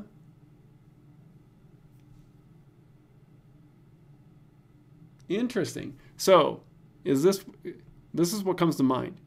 I make a video where I ask trivia questions, right?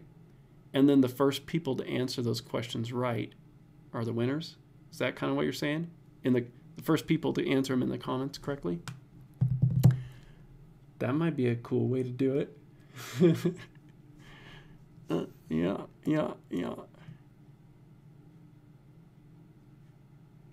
Is that what you're saying? Trivia about my stuff, yeah. That's a cool idea. I'll have to put some thought in that. Yes.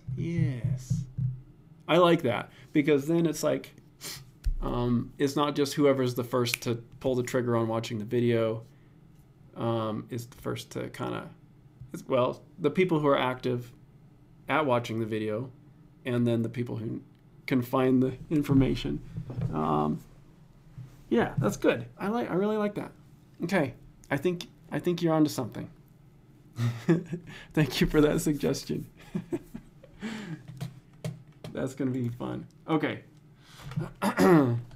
I'll pause on comments a little bit, and actually, you know, I might be right back. Let me take I'm going to take a small break and stretch my legs and get another drink because I'm all out. And I'll be right back, and then we'll finish this, okay?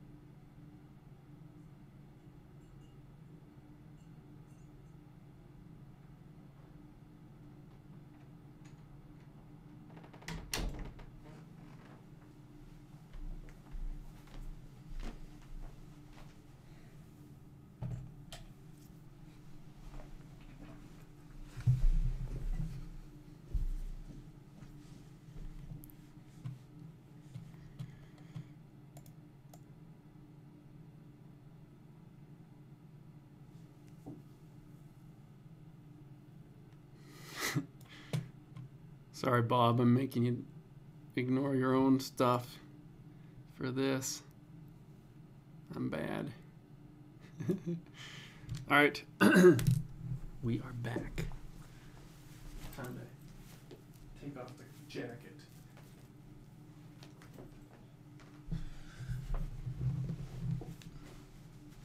I'm getting serious now.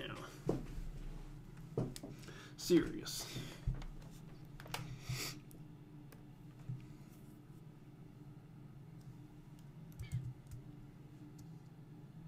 Ooh, I'm kind of cold. I need to put my jacket back on. What's wrong with me? It's winter time. There's snow outside. It's like 20 degrees. Ah, that's better. All right, I guess it's not business time.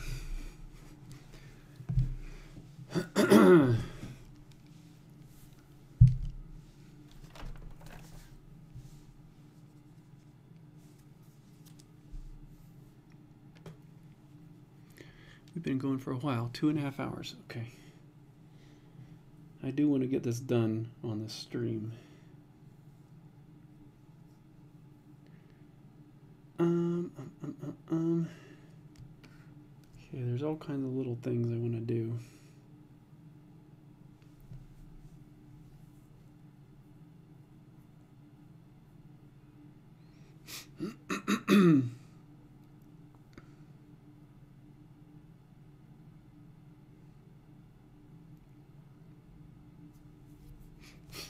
Okay.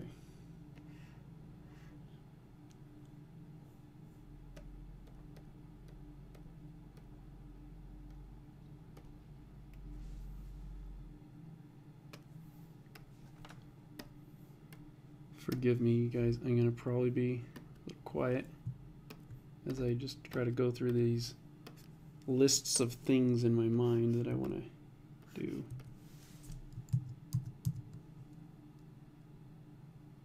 It does not look good.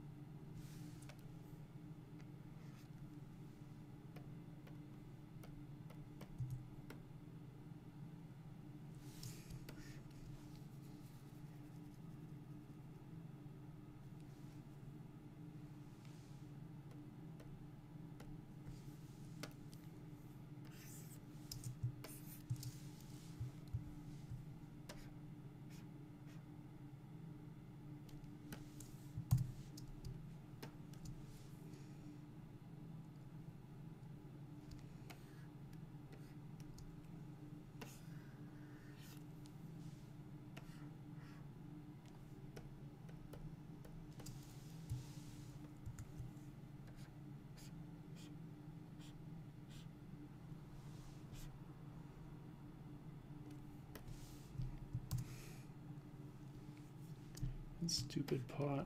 I don't know why it's bothering me.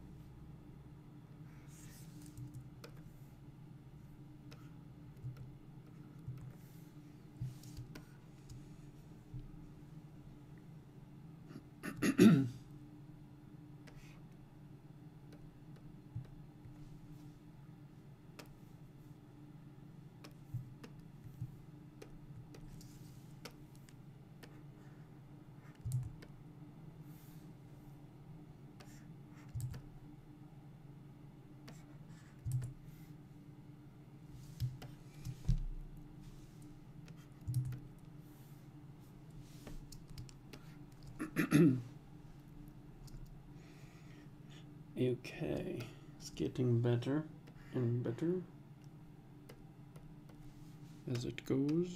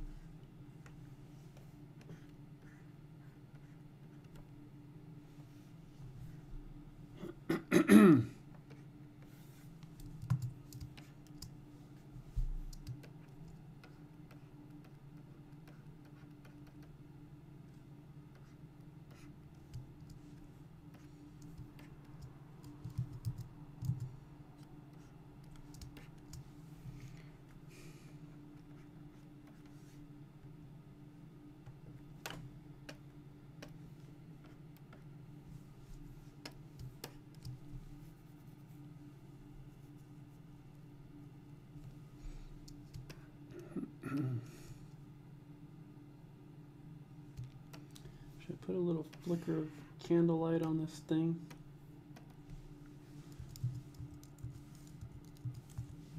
Canful.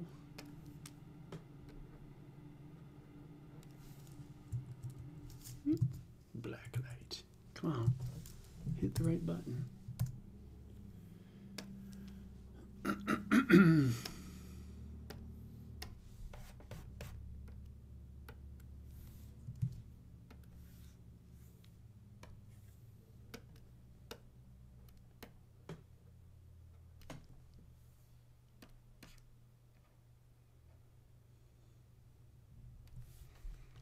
I'll have to I'll have to hit a little bit of more highlights on that stuff now because of that candlelight.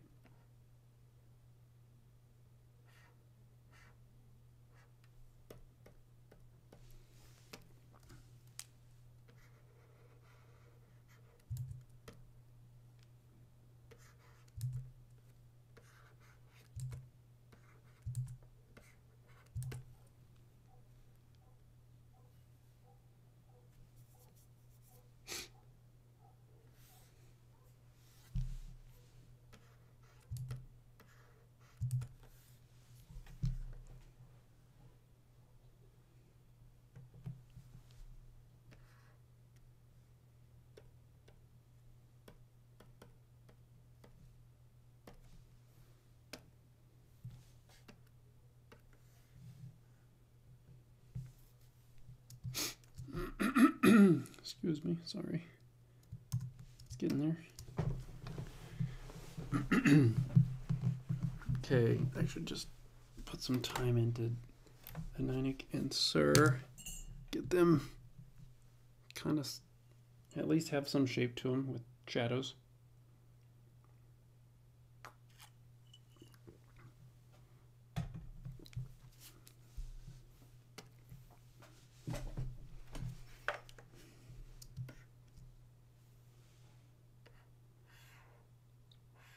Where are they?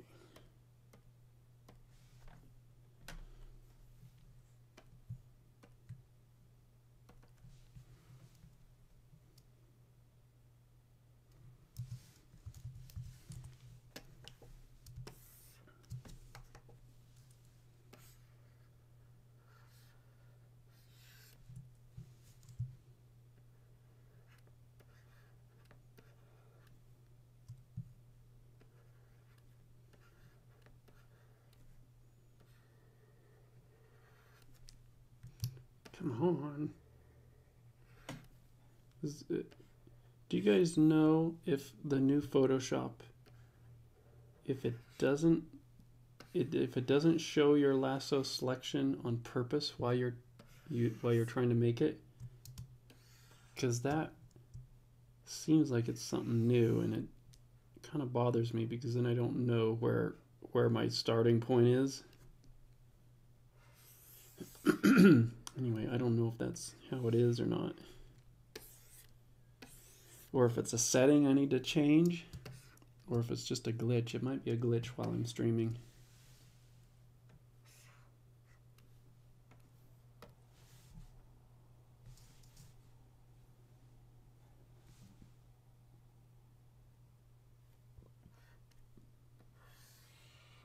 Excuse me. Sorry. Where is Aninic? Where is she?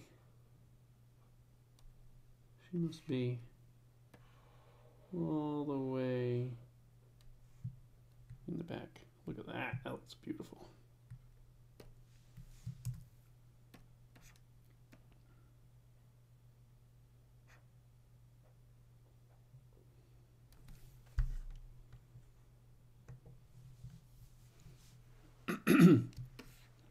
Should probably hit her with some light so that she kind of pops out a little bit.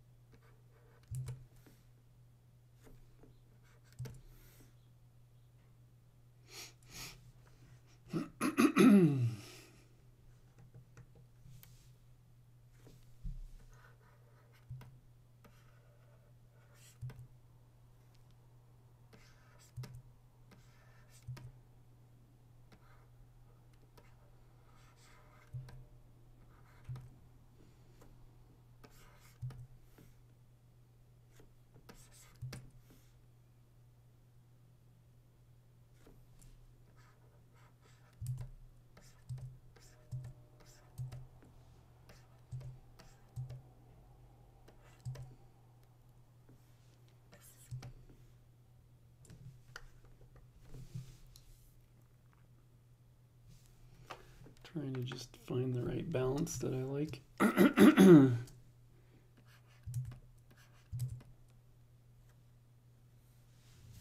I think that works. Excuse me. And then this guy over here. Where's he at? Okay.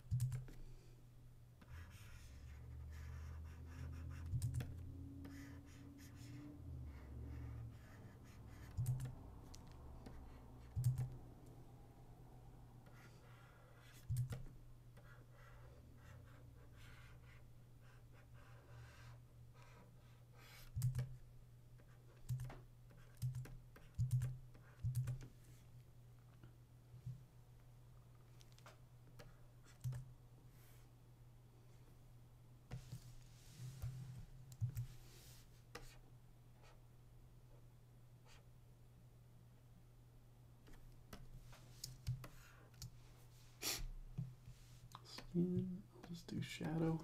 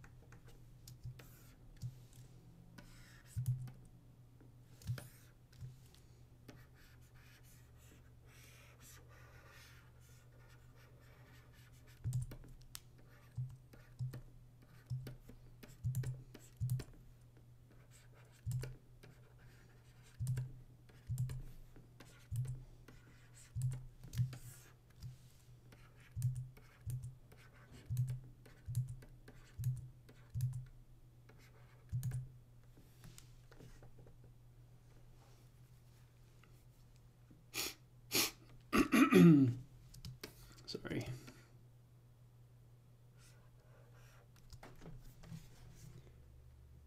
I don't mind that being too flat. Really, I don't.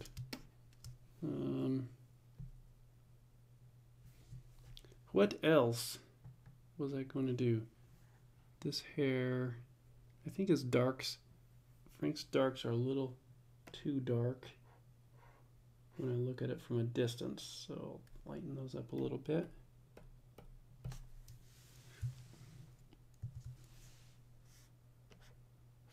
Oops.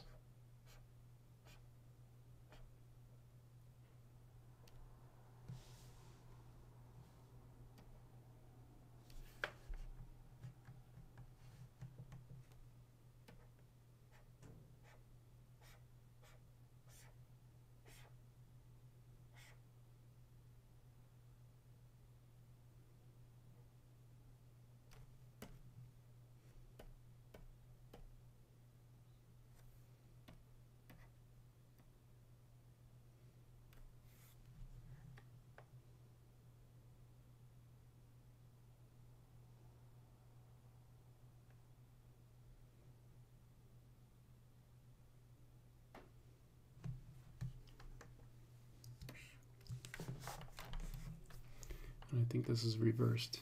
Okay. Oh, that's what I wanted to do. One little thing.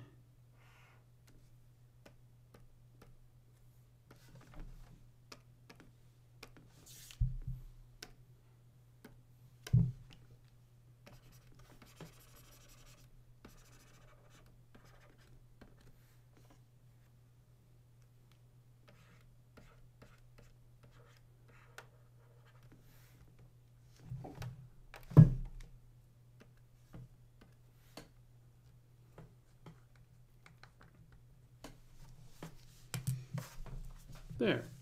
That's nice and gross.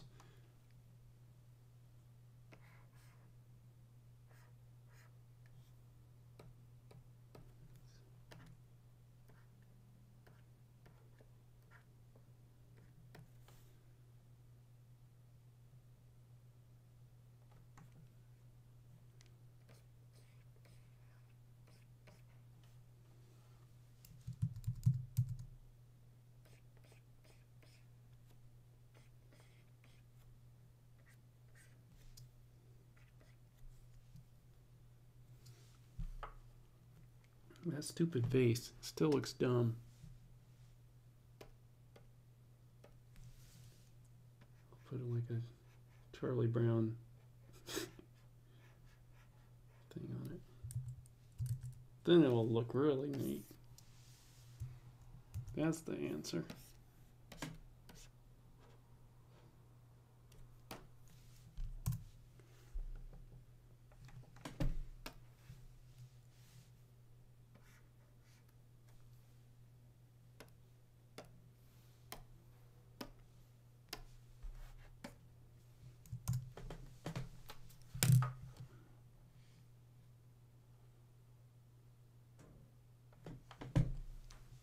I'm gonna do one more thing, maybe one more thing.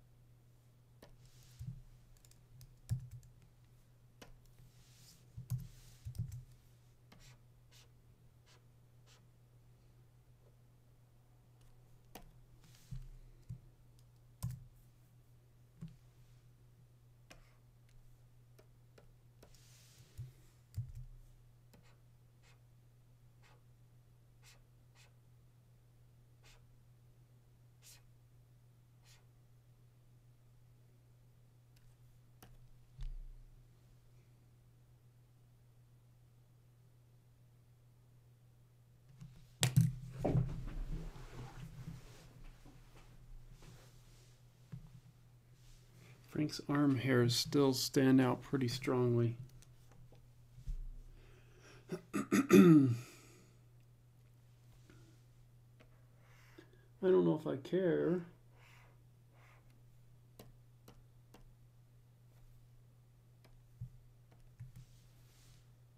I guess I do enough to mess around with them.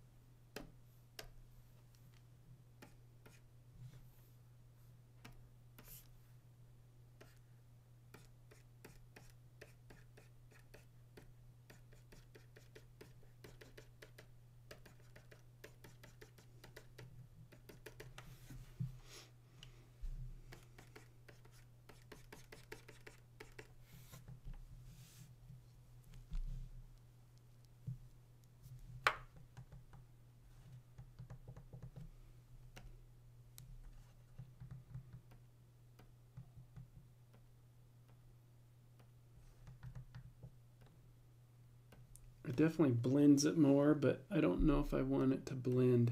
I kind of like the contrastiness of the silhouette. Kind of works too. Just kind of having those hairs kind of glowing on the edge that are hitting light. That kind of works. Like that.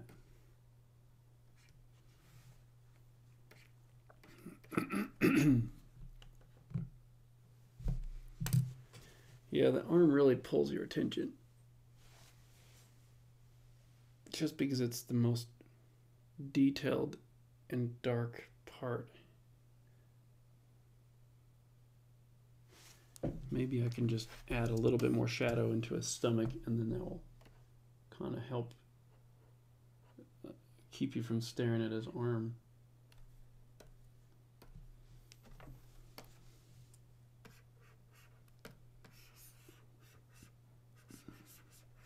What am I doing?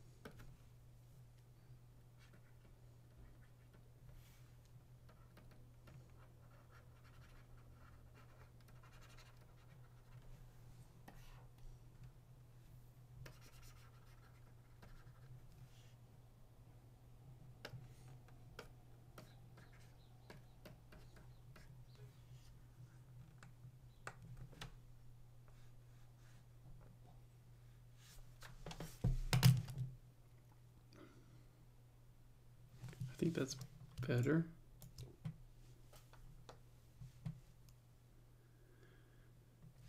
The only thing I'm missing is like more stitches, I think.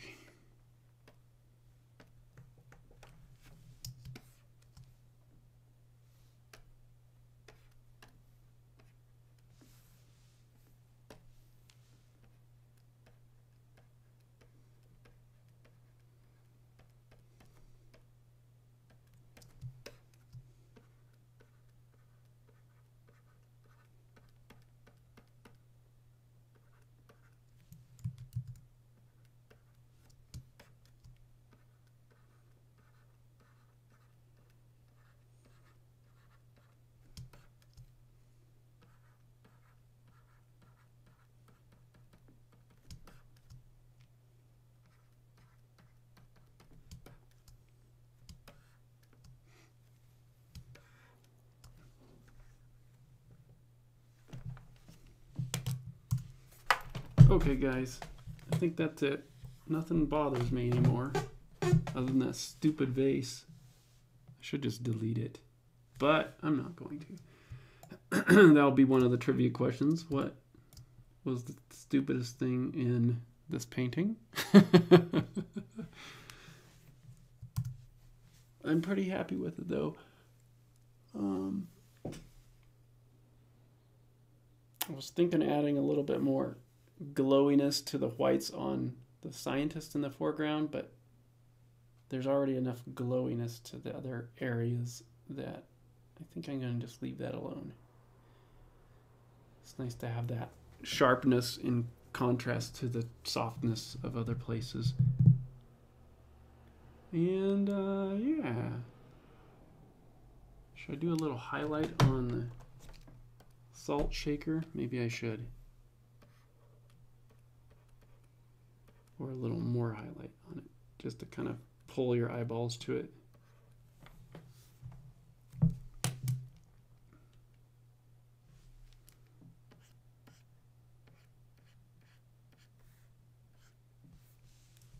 Okay, saving that puppy. Well, there you go. I hope you guys enjoyed that. Let me know if you have... Oh, let me look at questions before we go.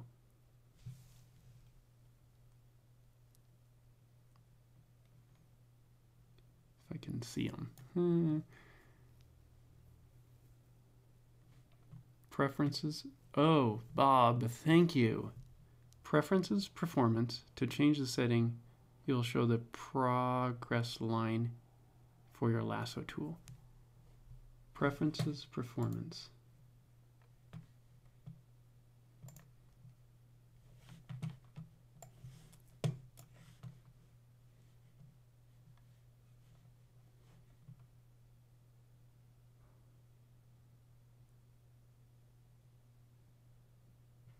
Huh? To change the setting. Is this right?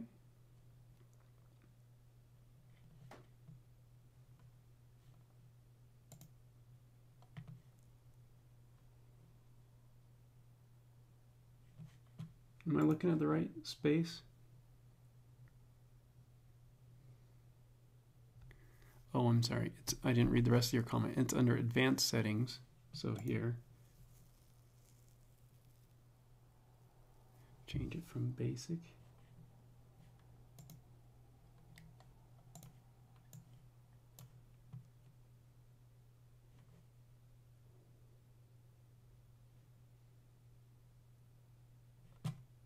So this is what I gotta do. I do this and then I hit OK, and then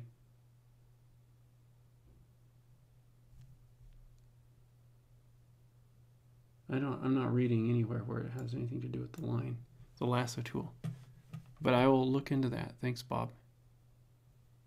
I guess I got to restart Photoshop. You'll fix it. Okay. Thank you. Wow, that's really obscure.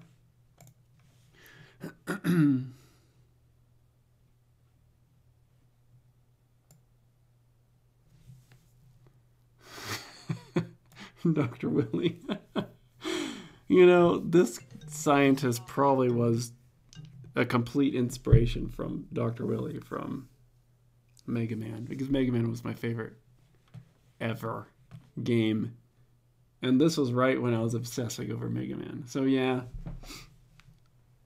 I need to look at Dr. Willy again. It's probably him. I'm gonna get sued.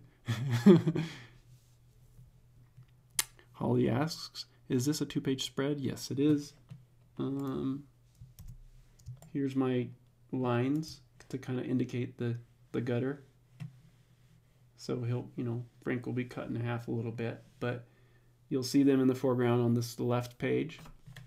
I'm pointing at my screen like you guys can see my finger.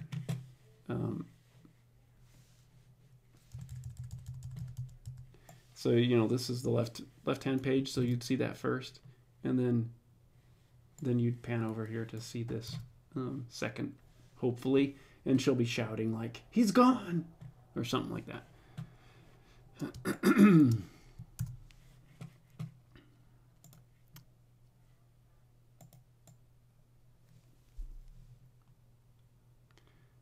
And let's see. Any more questions? Nova asks, how do you know when your piece is finished? It's when things stop bothering me. That's my rule of thumb. If I open it up and something stands out and I go, oh, that looks funny, I might work on it a little bit and fix it. But usually I just work on things until stuff stops bothering me, and then usually that means it's at a good place.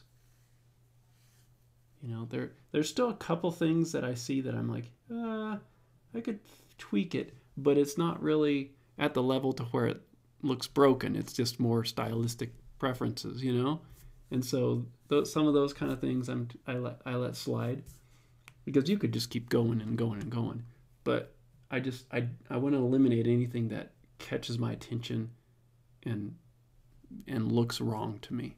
And so that's when I know that decide to stop. Oops, and I just hid my YouTube video. Okay, there we go. Let's see, another question, Comical Foods.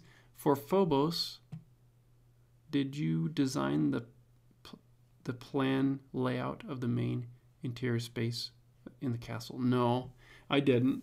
I'm treating the castle of Phobos like the TARDIS in Doctor Who, where it's like it just has infinite numbers of rooms, and it goes downstairs and there's more places that they've not explored yet, and so things like the girl's bedroom might be kind of consistent, and this kitchen might, if we keep coming back to it, there'll be some similar things from one shot to another, but I'm trying to keep it very open and obscure and like endless if it needs to be. That way it's fun to explore it.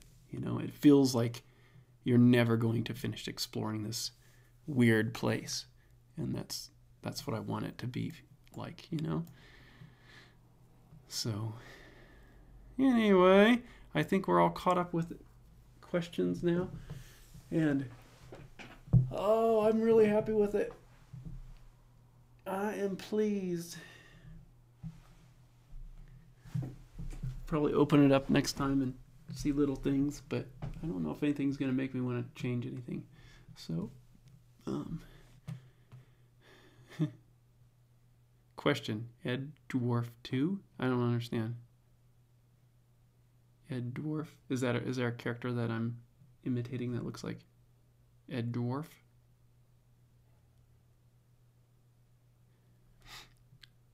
Oh, wait just a little bit. You got to forgive me if I don't understand, because I keep my head under a rock. I live under a rock. I don't venture out too much to find too much stuff online. Victor, here's another question. It's not a question, but Victor says, hey Jason, how are you? Would you be interested in giving a lecture at my students' ASU? I guess it depends on how much they can pay. And and if it can all be set up and travel expenses. I mean, serious. Otherwise, it's a lot of work and it's a lot of time and money, and it makes it very difficult for me to do those kinds of things unless it's monetarily taken care of plus some. You know what I'm saying? So yes, I would consider it, but yeah, it's gotta make my wife happy. That's a horrible answer. Not like that's all my wife cares about, but you know, I don't want to run away from the family unless there's a real good paycheck coming in from it.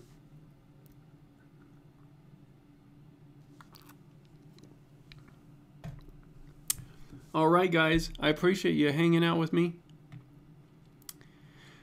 Thank you so much for all the comments and the questions. You probably know about this by now, but I will package up this stream into a 10-minute video for YouTube eventually. And I think we have enough questions to probably create a couple videos. And so that's always nice because I really want to keep feeding this YouTube machine because it's a good machine to feed. And I hope you guys enjoy this page. This is going to be in the second issue of Phobos and towards the end.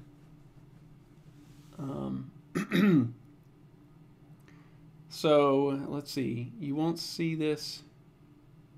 Yeah, people who want to read this, you can get access to it on Patreon at Jason Brubaker. So that's how you read Phobos. And I try to release a chunk of pages, like an issue's worth of pages every month for you guys. And so as little as $1 a month, you can read Phobos. Eventually, I'll collect it together into a hardcover book. At this phase, I'm starting to lean towards a 500-page book. So I don't know how long it'll be before I get it out, but I mean, we're already at like approaching 190 pages. So it's going by quick, and it's coming along nicely. But yeah, there's some other projects that are coming up this next year, or actually starting in December, and so I won't be going as lightning fast on Phobos as I have been. So it'll probably be on a little hiatus as I work on this other thing, assuming the other thing works out. And that's that. Thanks guys for watching, and I will try to stream again. I might stream tomorrow. I don't know. I'll see. Thanks again, guys. See ya. Bye.